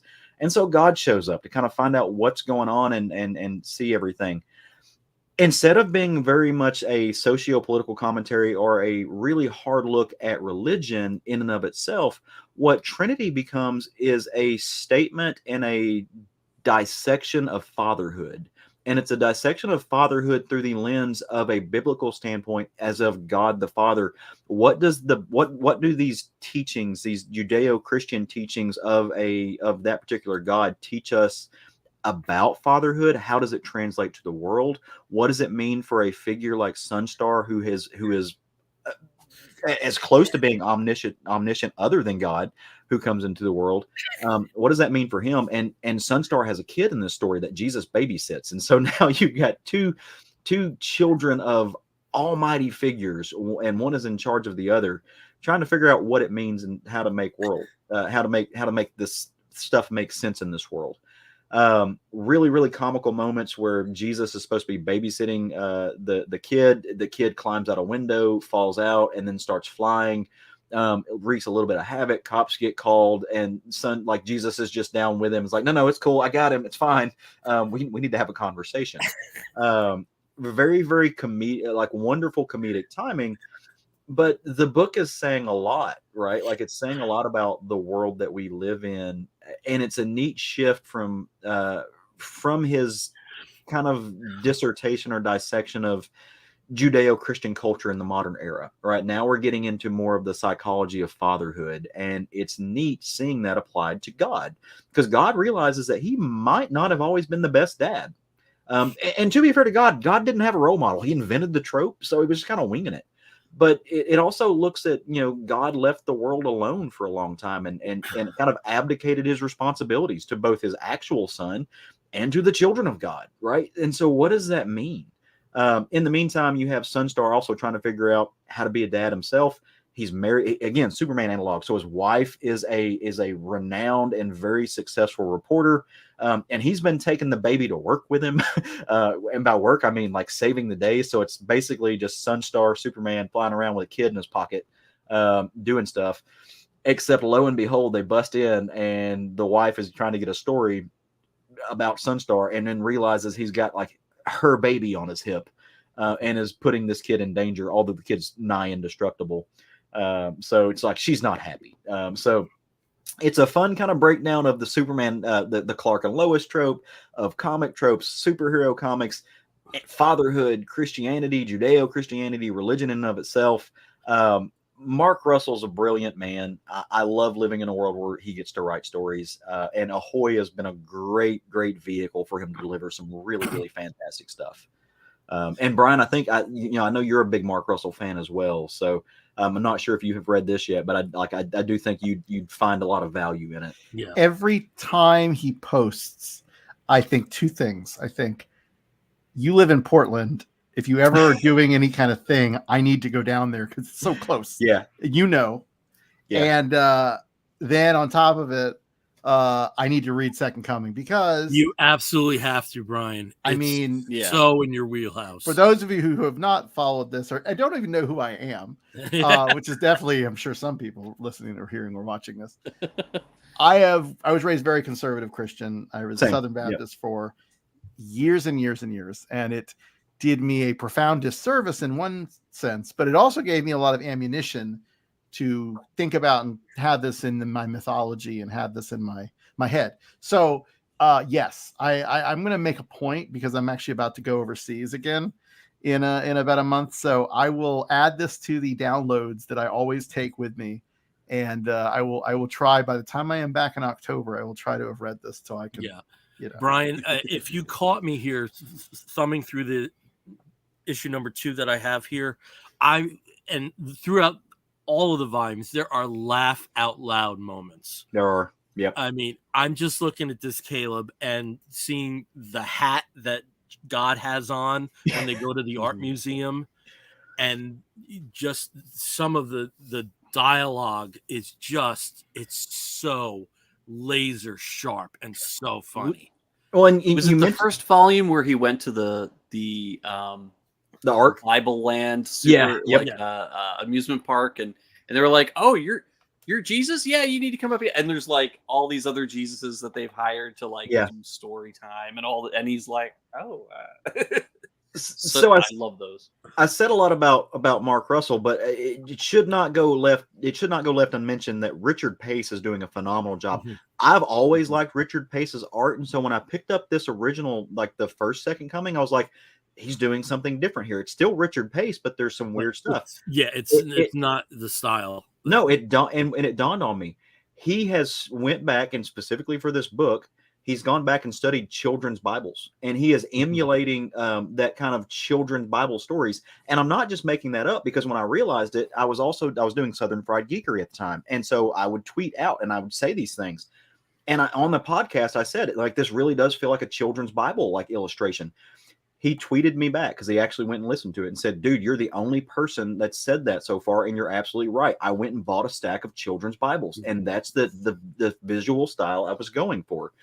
He's phenomenal. He is so good. Like, he is like, you can look at this cover. I mean, everything that this man does, if you look at the interiors, it's just stunning work. Like, he is having a field day with this, and it's right in his wheelhouse too, because he's funny, he's snarky, he's cynical, and that cynicism comes through in the art. So yeah, Brian, like Yeah, the other artist that I would reference there too is there's a touch of Chaikin. Yeah, very much so. And when you bring out words like snarky and curmudgeon, who else do you think of? Chaikin.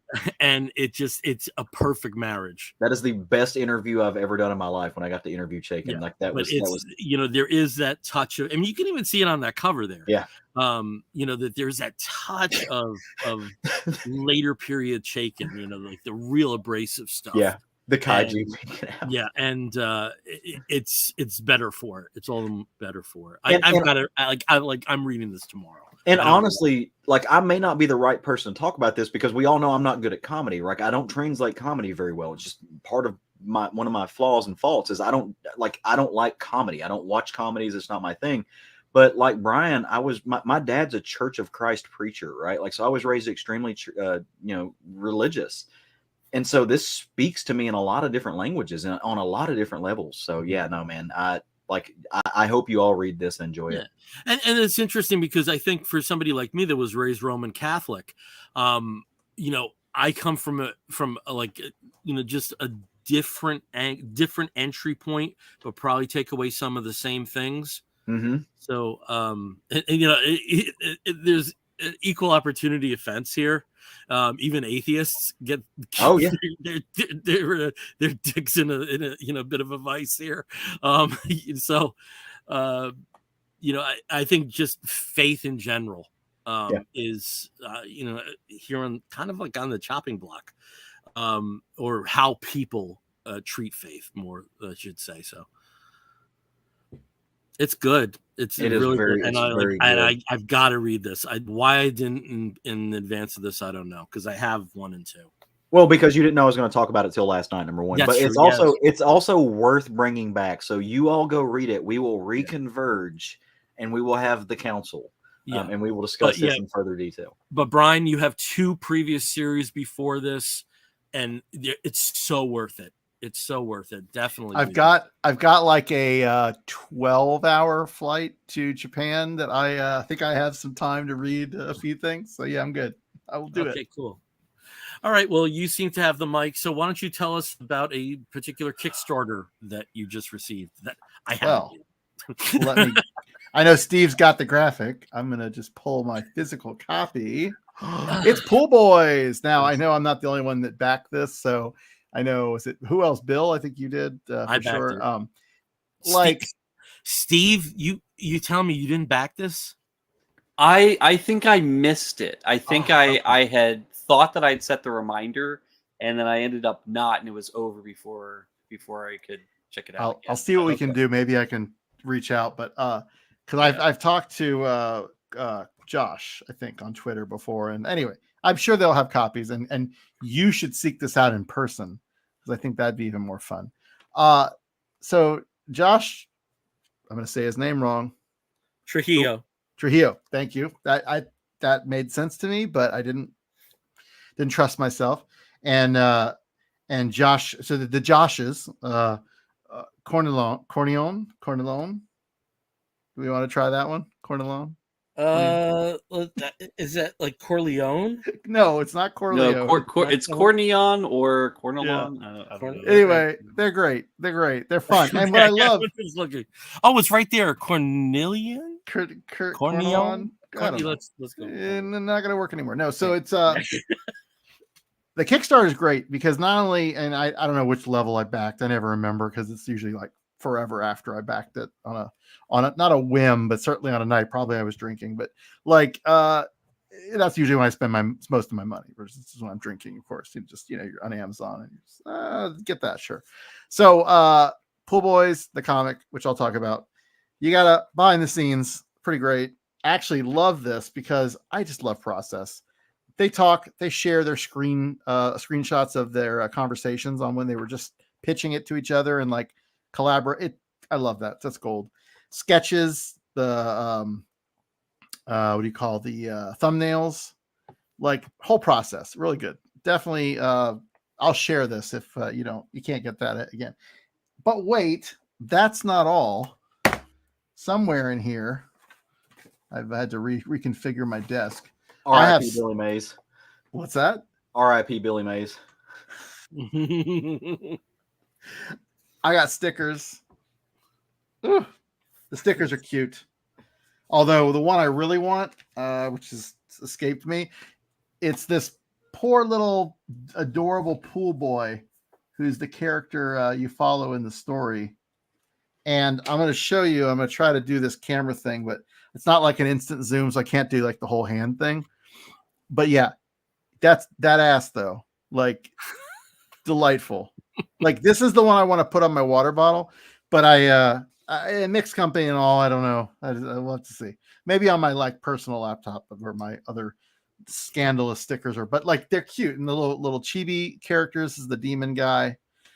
You got postcards. You got this cute little like dress up doll thing, which I mean, like this isn't functional. I'm sure you could make it functional. I'm not cutting it up, but it's adorable, and I find a way to frame this. And that's just the swag you get, right? That's just one of the Kickstarter levels. Let's talk about the book. First of all, Josh, we'll just say Josh because it refers to both, but the artist Josh, like his art style is perfect. This is the style I love. It's got a kind of a Brandon Graham that is like, I have realized that is both very on the cartoony side, but also if you're a fan of curves, it's kind of the perfect for sexy. Like if you're more into the twinky kind of angular, or I don't know, muscular is kind of in between, but like, then you probably won't like this style. But like if you're into the thick with 2 C's, or if you like the curves, yeah, I think most of us, have a thing or self-identify as being curvy.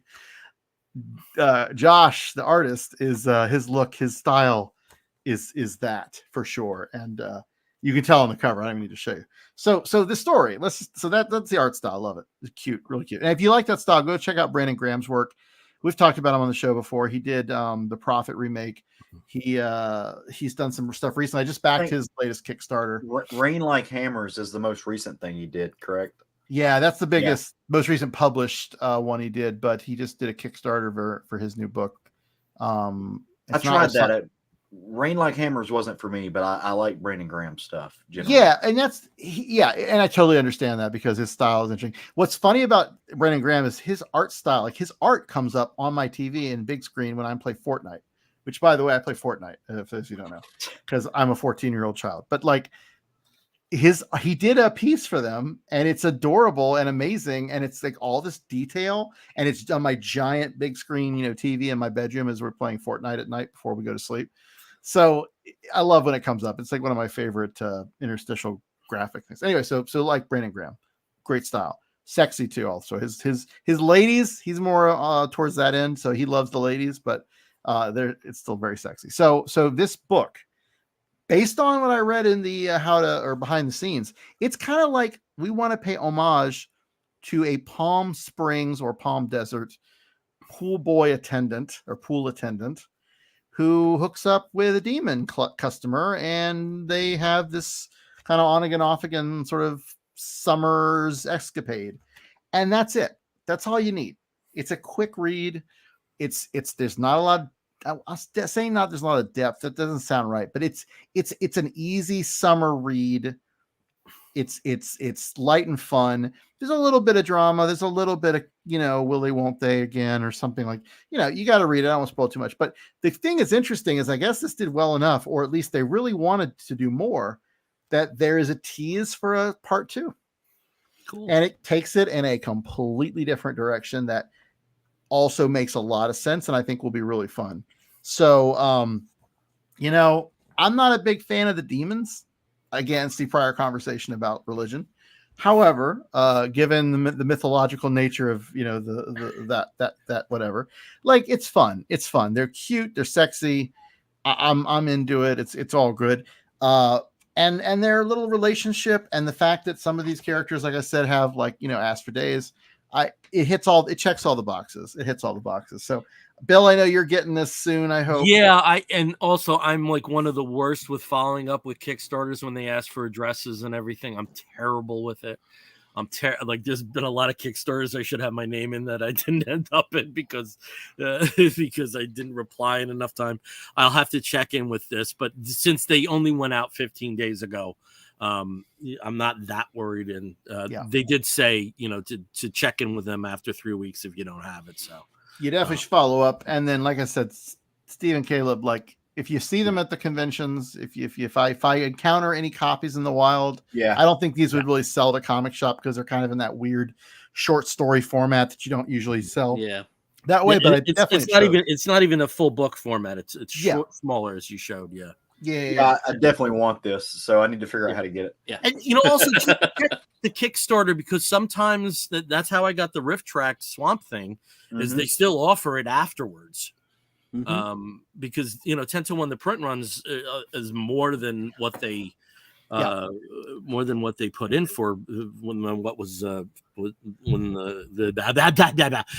campaign was for. So you got to catch them at a show itself. or Backer Kit is another one I think sometimes you'll find them on. Backer Kit usually will have them, and there is another storefront as well that I've seen them use. I can't remember the name, but a lot of comic books Backer that have Kit, a second life. Backer Kit actually is Kickstarter. Just like an affiliated company. Okay. That's smart. I think. Don't want to put hands of Bible on that.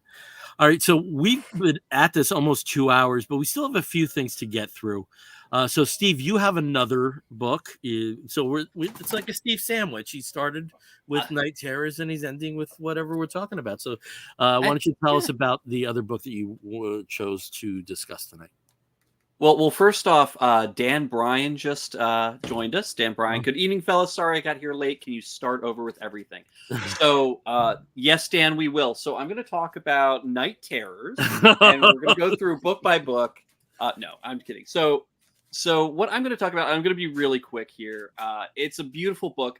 A few years ago, actually probably at this point 6 years ago, I was really into a little book called Supreme Blue Rose. And most of the reason why I love that book was because of the art. The artist is little known artist named Tula Lotte, who doesn't do a lot of books on her own. But when she does, it's just every page is breathtaking. And so I'm talking about Barnstormers. I'll see if I could get a copy. There we go. So the first issue came out in July. Absolutely gorgeous. Very simplistically, like the plot is a sort of vagabond barnstormer pilot who sort of makes his living half as a con artist, trying to finagle money out of rubes while he does these tricks with his biplane. It's the 20s, Prohibition. The Great War has been over for just not that many years, and so a lot of people sort of have that PTSD that nobody really talked about or understood back then, like our hero. And in one of the towns where he thinks he's going to be making a big hit, he ends up breaking up what appears to be a wedding, and it is just absolutely crazy. He gets there. He's getting yelled at. It's in North Carolina, actually, where it happens. But while that happens, the bride essentially takes him hostage and has him take her away with him in the air. And just kicks off a whole bunch of craziness. Her fiance, former husband, is a wealthy landowner, is Southern gentleman, does not like to be denied what he wants, and so he has been tracking her and the barnstormer Bix from where she ran away, and he's been using the help of a Pinkerton investigator who's no stranger to sort of kidnappings and industrial espionage and basically the whims of rich people. And so these two crazy kids are falling in love, and they're going from town to town, performing tricks, breaking into rich people's parties and stealing a whole bunch of shit and making money off of that. And, it's just such a wonderful jazz age fantasy story without the fantasy. Very much it could happen in a way, but the artwork, I think, is what to me really sells this book. I mean, it's Scott Snyder, so the writing is great. But Tula Lotay, her beautiful use of color, of composition, of these amazing character designs. They feel like they could just hop off the page, but they all have that sort of dreamlike sort of glow to them that just it's gorgeous. And so many wonderful pages and panels in this book where you could just sit there, and I would want it as like blow it up and just hang it on the wall. Just beautiful story, and images here. I mean, this is one. She ends up becoming part of the barnstorming show where she'll do tricks. She'll hang on the wing of the plane, and while he does loop the loops and whatever. And it's just such a fun, freeing book. And I know we talked about Rocketeer a couple shows ago. I was and that kind of aesthetic. Yeah.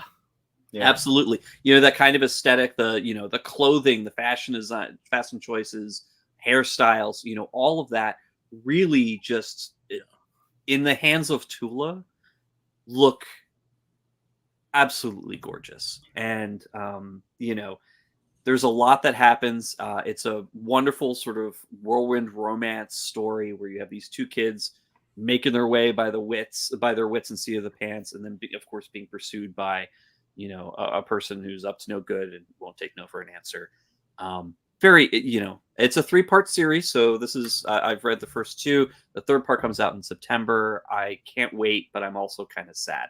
This was originally an online web series. Forget exactly Comixology originals. Comixology, that's right. So if you want to, you can go and read it on Comixology in total. But I absolutely recommend picking up the hard, the actual floppies. And I'm sure once it's collected, I was holding off for the collection. Steve, I remember, and Brian, maybe you remember, like all of a sudden she came out of nowhere in 2014. Yeah. And I believe on the same episode, Matt was talking about bodies, and I was talking about Supreme. Was it Blue Rose or Supreme something? Blue Rose. Supreme Blue Rose. And the saddest thing about this, I mean, I'm happy that she's had this great career as a cover artist, but this is the first sequential art we've had since 2014 that hasn't been a 1-issue fill-in or something. Absolutely. So I was holding off on the collection on this. I recommend if you can read the whole thing in one sitting, it's great. It's a lot. You mentioned Rocketeer. Thinking of one of our favorite guests. This does look a little bit like Athena Voltaire without the heroics. So it is definitely in my wheelhouse. And it's times like this I do wish we had Matt still around with us, because he had a way of talking about art that none of us really have the vocabulary for. I was really glad out of all of those other Snyderverse announcements that happened when they did announce Comixology originals, and in correlation with his Substack, that this was one of the books. And plus she also she's credited first, so I think a lot of that is, I believe she's credited as story and then Scott is script. I'm not sure. So she is credited as a co-creator. So Snyder and Lotay did co-create. I mean, that cover's just gorgeous, and it works on so many different levels. Well, and this isn't even this particular cover. This is one of the variants for number 2. So this is not hers. However, that's not her. Okay. This is the cover for issue number 2. Jesus. And I mean, it's just absolutely. Maybe I won't wait for it to be collected. I look at this, and I pick it up in my box, and I'm like, I just want to get home and stare at it. I'm such a fanboy about this. Whatever. I am so happy to see a book of hers in print, new, just being there for me to pick up and read and flip through and just enjoy the art. I mean, even on the back. Yeah. I've got the first 2 issues in my stack back there. Kind of like Bill, I'm waiting on it to stack up a little bit so I can binge read it. But I picked it up, and we've already mentioned it because I saw it in previews. I'm like, this is somehow it's both amazingly Dave Stevens and nothing like Dave Stevens at all. Like, it's so weird because you look at that and it's like it's not the same, right? The line work is completely different. Tula has a much slimmer line. It doesn't have that really profound kind of comic look. It's a lot more effervescent, but it's so Dave Stevens. And so I was like, it's Tula Lote, and I'm not the world's biggest Scott Snyder fan, and I was just like, let me grab this and let's see what it does. Yeah. I'm on board, so can't wait to read it. Glad it's got your stamp of approval. 100%. And it is only published. It's only going to be 3 issues, so you can read it now in its entirety, I believe, on Comixology digitally. And I think I want to say maybe it's like 5 or 6 parts. I think what they do is they now that they've published it in physical, they've basically taken 2 issues and put it into 1 issue each. But it is a 3-part in floppy form. Definitely pick it up. It is worth every penny. Co-signed. Okay. Just going back a little bit before we get to our Geek Gets, I just wanted to mention a Kickstarter that is certainly aligned with our interests.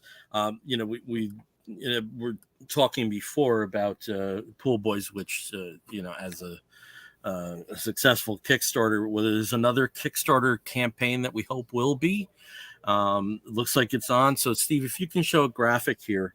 This is Power Bear number 3, and the gentleman that's writing and drawing this is Lucas Mosher. I know I'm butchering that name in my own particular Yankee way, but the campaign is active. There's 20 days to go, and Power Bear is a comic about tolerance and the fight for mental health. It also has a lot of action and a lot of cute bears. So the star there, Max, has telepathic abilities and telekinesis, and in his guise as Power Bear, he tries to save the world from destruction. And this is not an easy task since dangerous aliens stand in his way. Power Bear has been published in Germany regularly since 2021, and I think other areas of Europe. And during this time, many readers have been looking forward to the 3rd issue, and the Kickstarter recently started, and I'm trying to read some additional information here. There's going to be additional artists, looks like mostly European names, that will be providing variant covers, which almost certainly will be up our wheelhouse. So there will be a link when we release the audio version to the Kickstarter itself. But if you want to go to Kickstarter and just search under Power Bear 3, this will come right up. It's got a little bit of an Ed Loose vibe to it, just a slight Ed Loose vibe. Yep.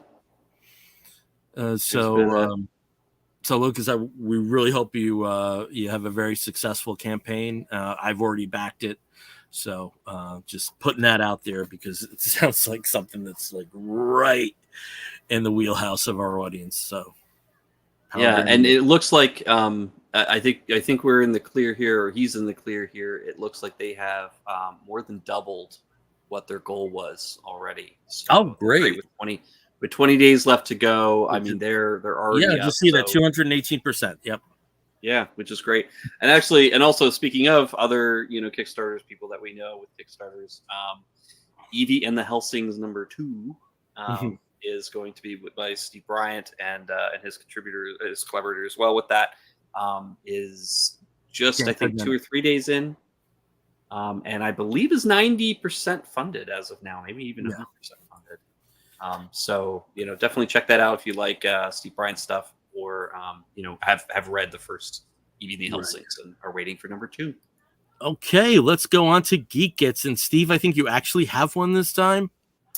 I have a little one, and that's what I've been collecting a lot of these. I've been trying to collect all of the Marvel's Happy Meal toys, and unfortunately, I keep getting foiled. I go to different McDonald's, and I have only gotten 3 distinct characters. So this one is, I believe it's Zarden or Darzen.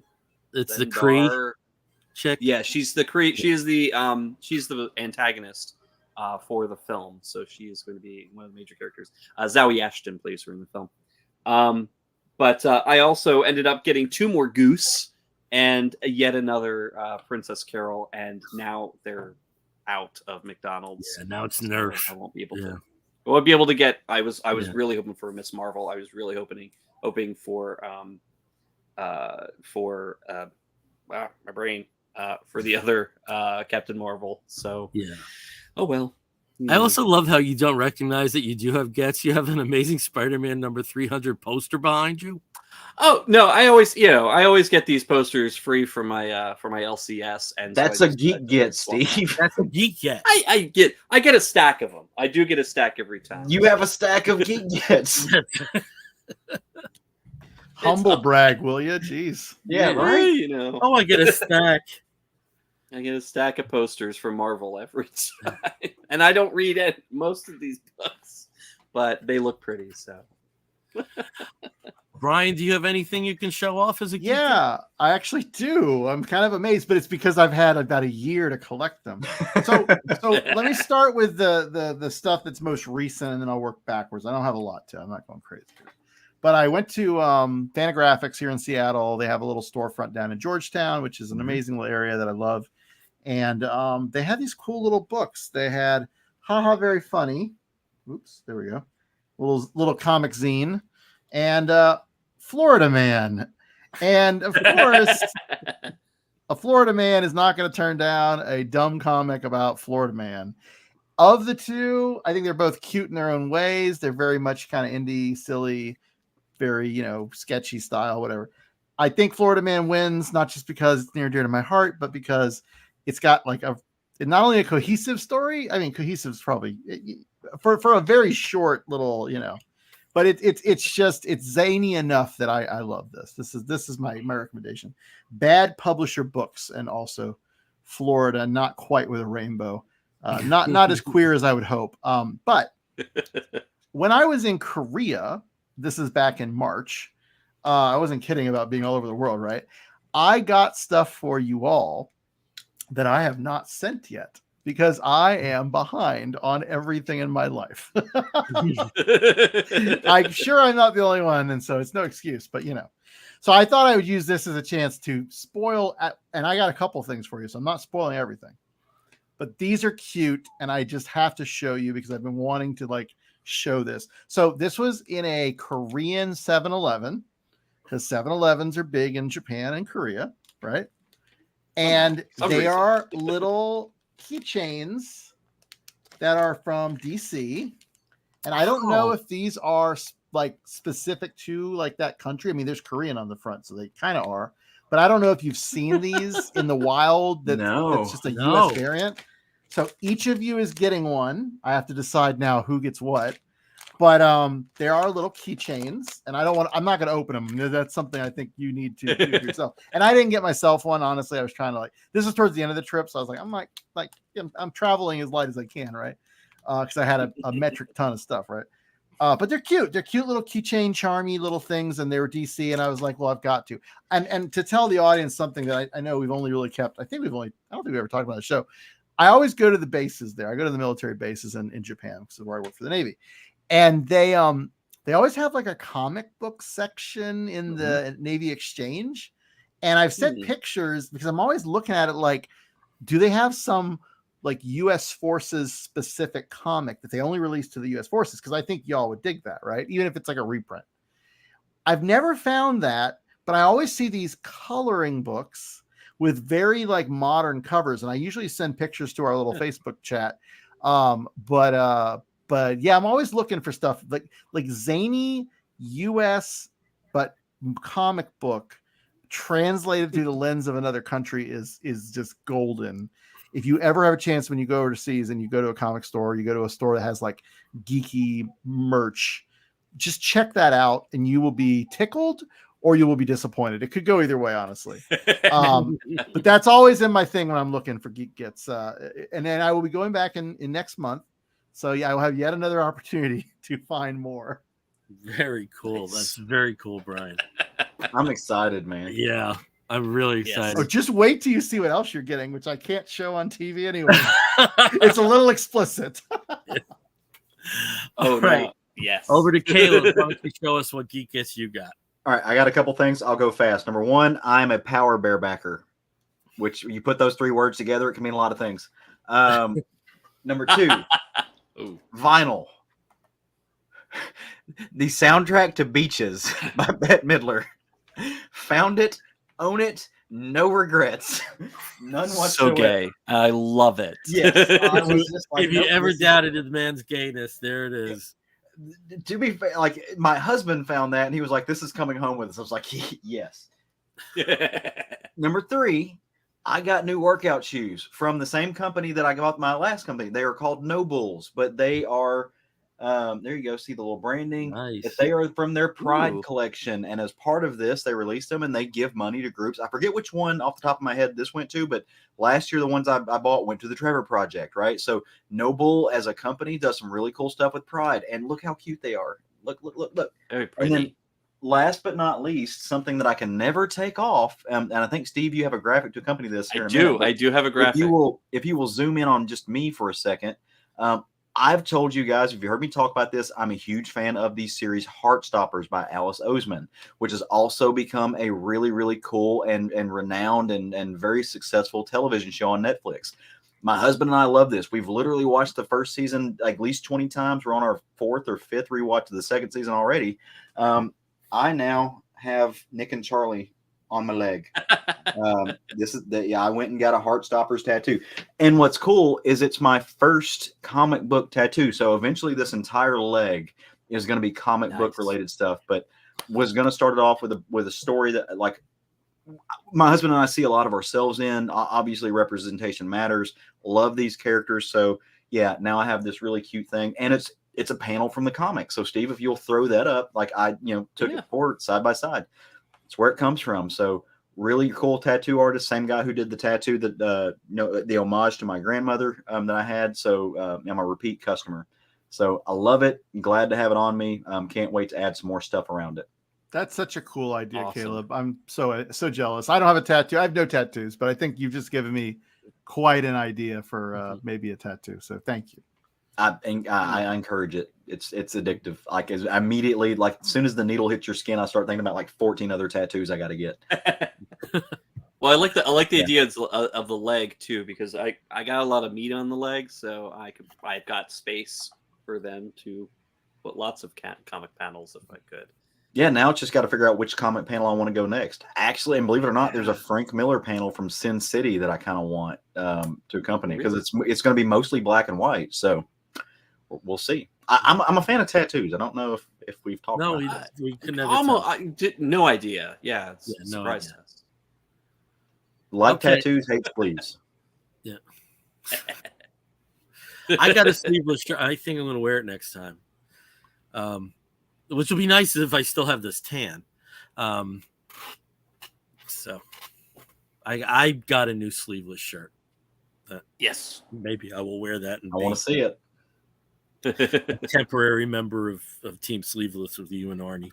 All right, so I'm going to go over to myself for my Geek Gets. And like I said, I get like stupid, giddy, like childish when there's a new DC movie out and there's product out.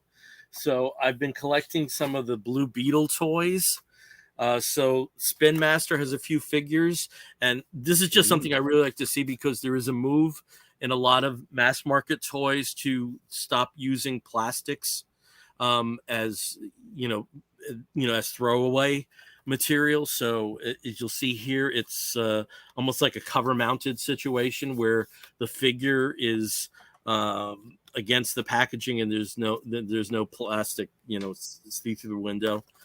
So this is battle mode Blue Beetle. There's another version. I think it's hero mode. So that's from Spin Master.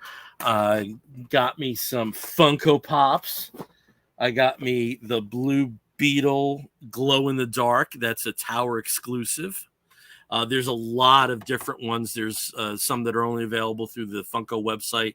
I think there's about like 6 different Blue Beetle ones, but this is the one I got. And I also got Conrad Carapax, which I assume is going to be the villain of the piece. And there also is a Spin Master Carapax, but I haven't found that yet. And then also there's a connection with Steve here. The Page Punchers series that McFarlane put out of the small figures with the comic books, there is a Blue Beetle one. And this confused the hell out of me when Steve and I saw this around the time of Heroes, because it's a 1 figure wave. This is the only figure in the wave, released in conjunction with the movie. So I imagine we'll be talking about it on our next episode, because I think we, probably will have the opportunity to have seen it by then. I still got to see Barbie. Going tomorrow to see it. Bill is a 1 figure wave, kind of like a class of one, and from the legal perspective. Yeah, I would say so. It's a class action of one person. Yeah. Well, it's also interesting because there's a different. There's a concept in financial advisory that's class of one. Yeah, that's different from the legal class of one, and it's hard for me to shake the legal class of one. It's like, what are you talking about? Right. So I had to shake that, but same terminology, but it's a slightly different concept, which I had to learn. Because I didn't know what the hell they were talking about for a good 10 minutes. So that's that. So we're going to wrap this episode of the Comic Book Bears up. And when we wrap an episode of the Comic Book Bears up, we do so with the segment we call the Woofs of the Week. In the bear community, if you find a fella attractive, you woof at him. And we do something very similar. We woof at what may be a comic book or a film or a TV program or a charitable initiative, anything under the sun that we think you, fair listener, or potentially viewer, may be interested in sampling. I'll start, as I always do, with Steve. Steve, what is your woof of the week? My woof of the week goes out to Mech Cadets on Netflix, and also in comic book form. Yep. If you have ever read Mech Cadet U, which was put out by Boom Studios, created by Greg Pak with Takeshi Miyazawa on art duties. Great story, really, really wonderful. And Netflix actually got the rights to put out a series. And so it was all released just a couple weeks ago on Netflix. It's a 10-episode series. They do change some things from the book, so be prepared for the usual changes when they translate from page to screen. But they also, Boom has also just started putting out a new series called Mech Cadets that follows the book series more than anything else. But definitely recommend it if you love the comic. If you haven't read the comic, still check out the series. It's great. Great. All right, let's go over to Brian. Brian, what is your woof of the week? Oh man, it's funny is I always remember because it's like riding a bike to some extent. Yeah. But no, I wanted to give a plug for my partner Brandon, because I don't know, we've talked about it, you may not have, the Florida bullshit that's going on. And he made this amazing sticker, and that's what I was going to pull up, and I haven't had a chance to. But it's this great orange with a Pride Progress flag in it, and it says Florida is for all. I really, he started making these stickers and designs, not because of that, but just as a side thing. And this one sticker, which I don't even have it on a laptop handy, or I'd show that. It's just so perfect. And if you are from Florida, or if you know any Floridians in your life who are staying, because I'll tell you, a lot of them are leaving. Yeah. My ex is just one of my first boyfriend, actually. He's finally announcing he's moving. His family, his partner, his kid, his mother-in-law, they're all moving out of Florida. So if those of you who are staying, and I have a lot of good friends and family who are still there, this is the sticker for you. If you want to push back, obviously get out, do your civil disobedience or just advocacy, do all of that, but get these stickers, vote, of course, at a minimum. Vote. I just vote the idiots out. But this little, so Wayward Pansy is the name of his business on TeePublic. If you look up Wayward Panda on Instagram, you'll find it. I'm not going to show the sticker, like I said, I didn't have it handy, but I'll send it along to Steve. Maybe he can show it on the Facebook page, or we can get it out there, because like this sticker is really cool. And I just like, I've bought like 50 of them. I've been giving them out to people, especially from Florida. So that's my geek. That's my my very quick and impromptu Wolf of the Week, because he's earned it. All right. Let's go over to Caleb. Caleb, what is your Wolf of the Week? All right, my Wolf of the Week is a Kickstarter book that I received this week, and it is basically high fantasy lesbian cuteness. The book is called Bloom Pretty, Lily of the Valley. So the story, Astria is an outcast touched by magic she has never truly understood, shame haunting every step she takes. Gemma comes from a long line of loving family members full of life and far removed from magic. Somehow the two found each other, and their tale is one of love and family in the midst of tragedy. Unexpected events neither could have imagined shaped the world before them. In this beautiful yet brutal and savage world blossoms a love story. Welcome to Bloom Pretty. This is published by Last Ember Press. It is written by Lisa Fowler, who is the creator and the writer. Carola Boreelli does the pencils and inks. Warnia Sadewa does the colors. Gabrielle Downey does the letters, and Nicola DeAndrea is the editor. So really cool. Like I said, high fantasy lesbian cuteness. So that is my Wolf of the Week. All right. Nice. All right, for my Wolf of the Week, I was disappointed this year, because usually when the semi-annual Criterion sale hits, Barnes & Noble also puts some of those other specialty video labels on sale, like Arrow and Vinegar Syndrome. They didn't do that this year. It was basically just Criterion, but there were still deals to be found. And I've mentioned this resource before on the show, Hamilton Book, and a Blu-ray that I was able to get at 70% off. I had to grab this, the 1980 film Flash Gordon. If you've never seen this, I've always said straight camp only worked once, and that was the Batman series.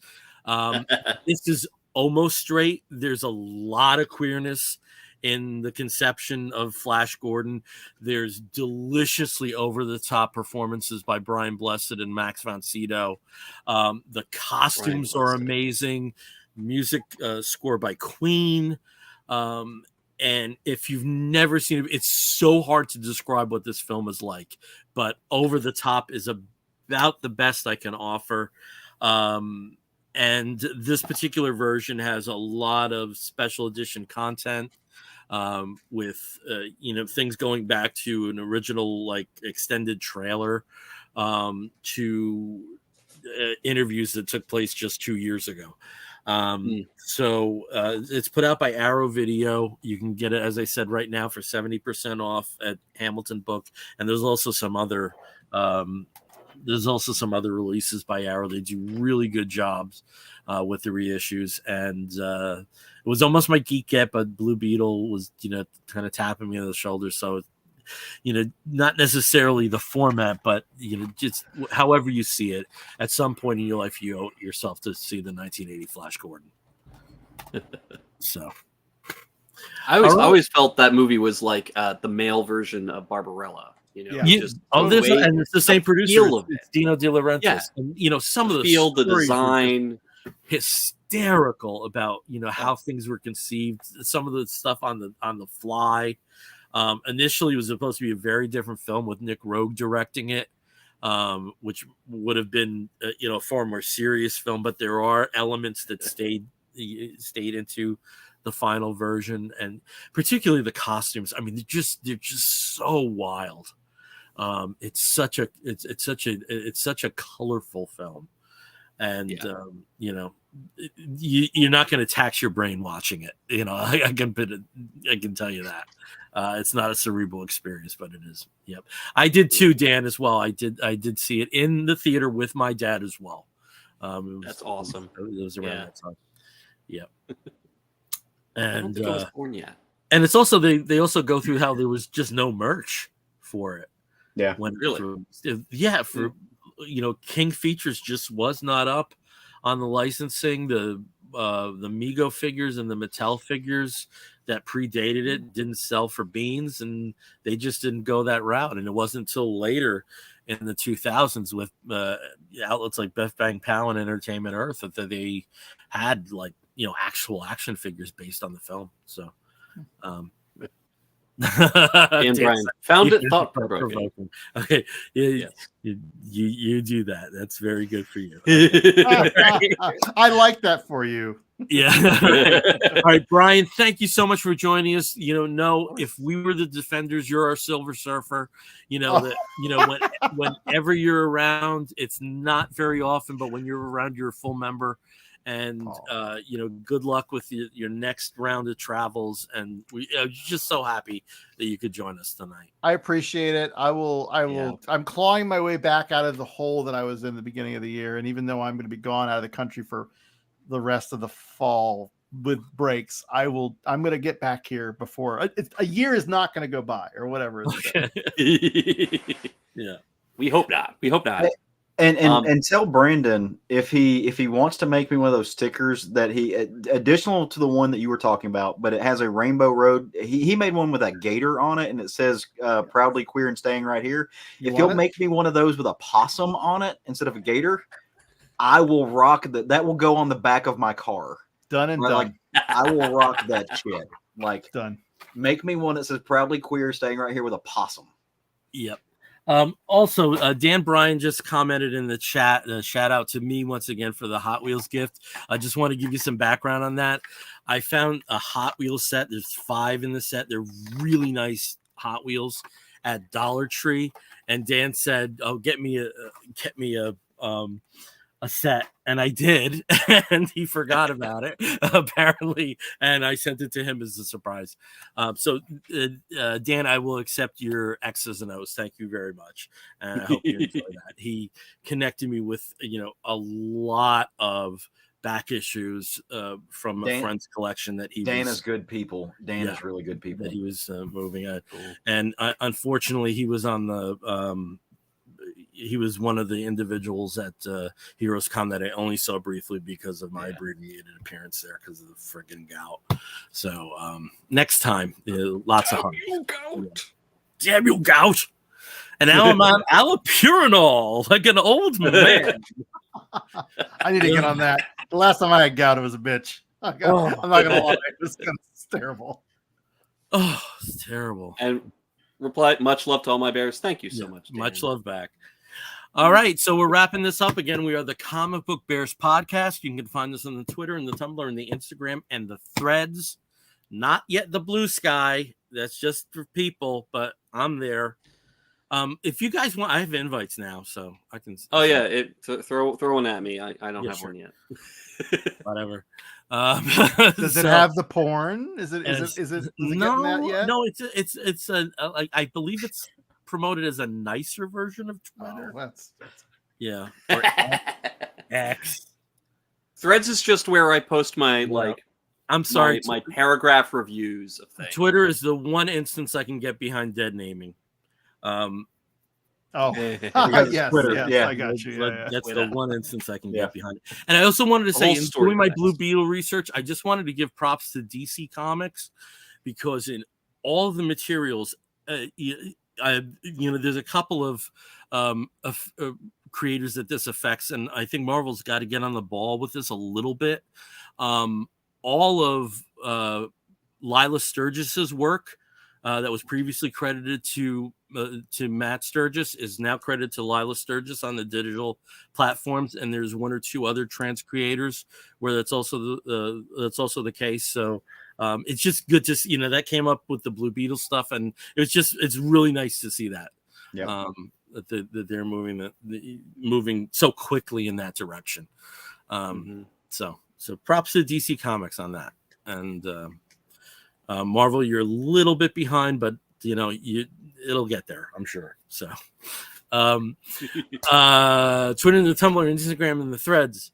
as Comic Book Bears. You can find us on the Facebook as Comic Book Bears Podcast. If you want to write to us too, you can do so by sending an email to comicbookbears@gmail.com. If you want to listen to us, you can do so through Apple Podcasts. Apple Podcasts. Yeah, I couldn't think of it. And sadly, Stitcher Radio is going the way of the dodo at the end of the month.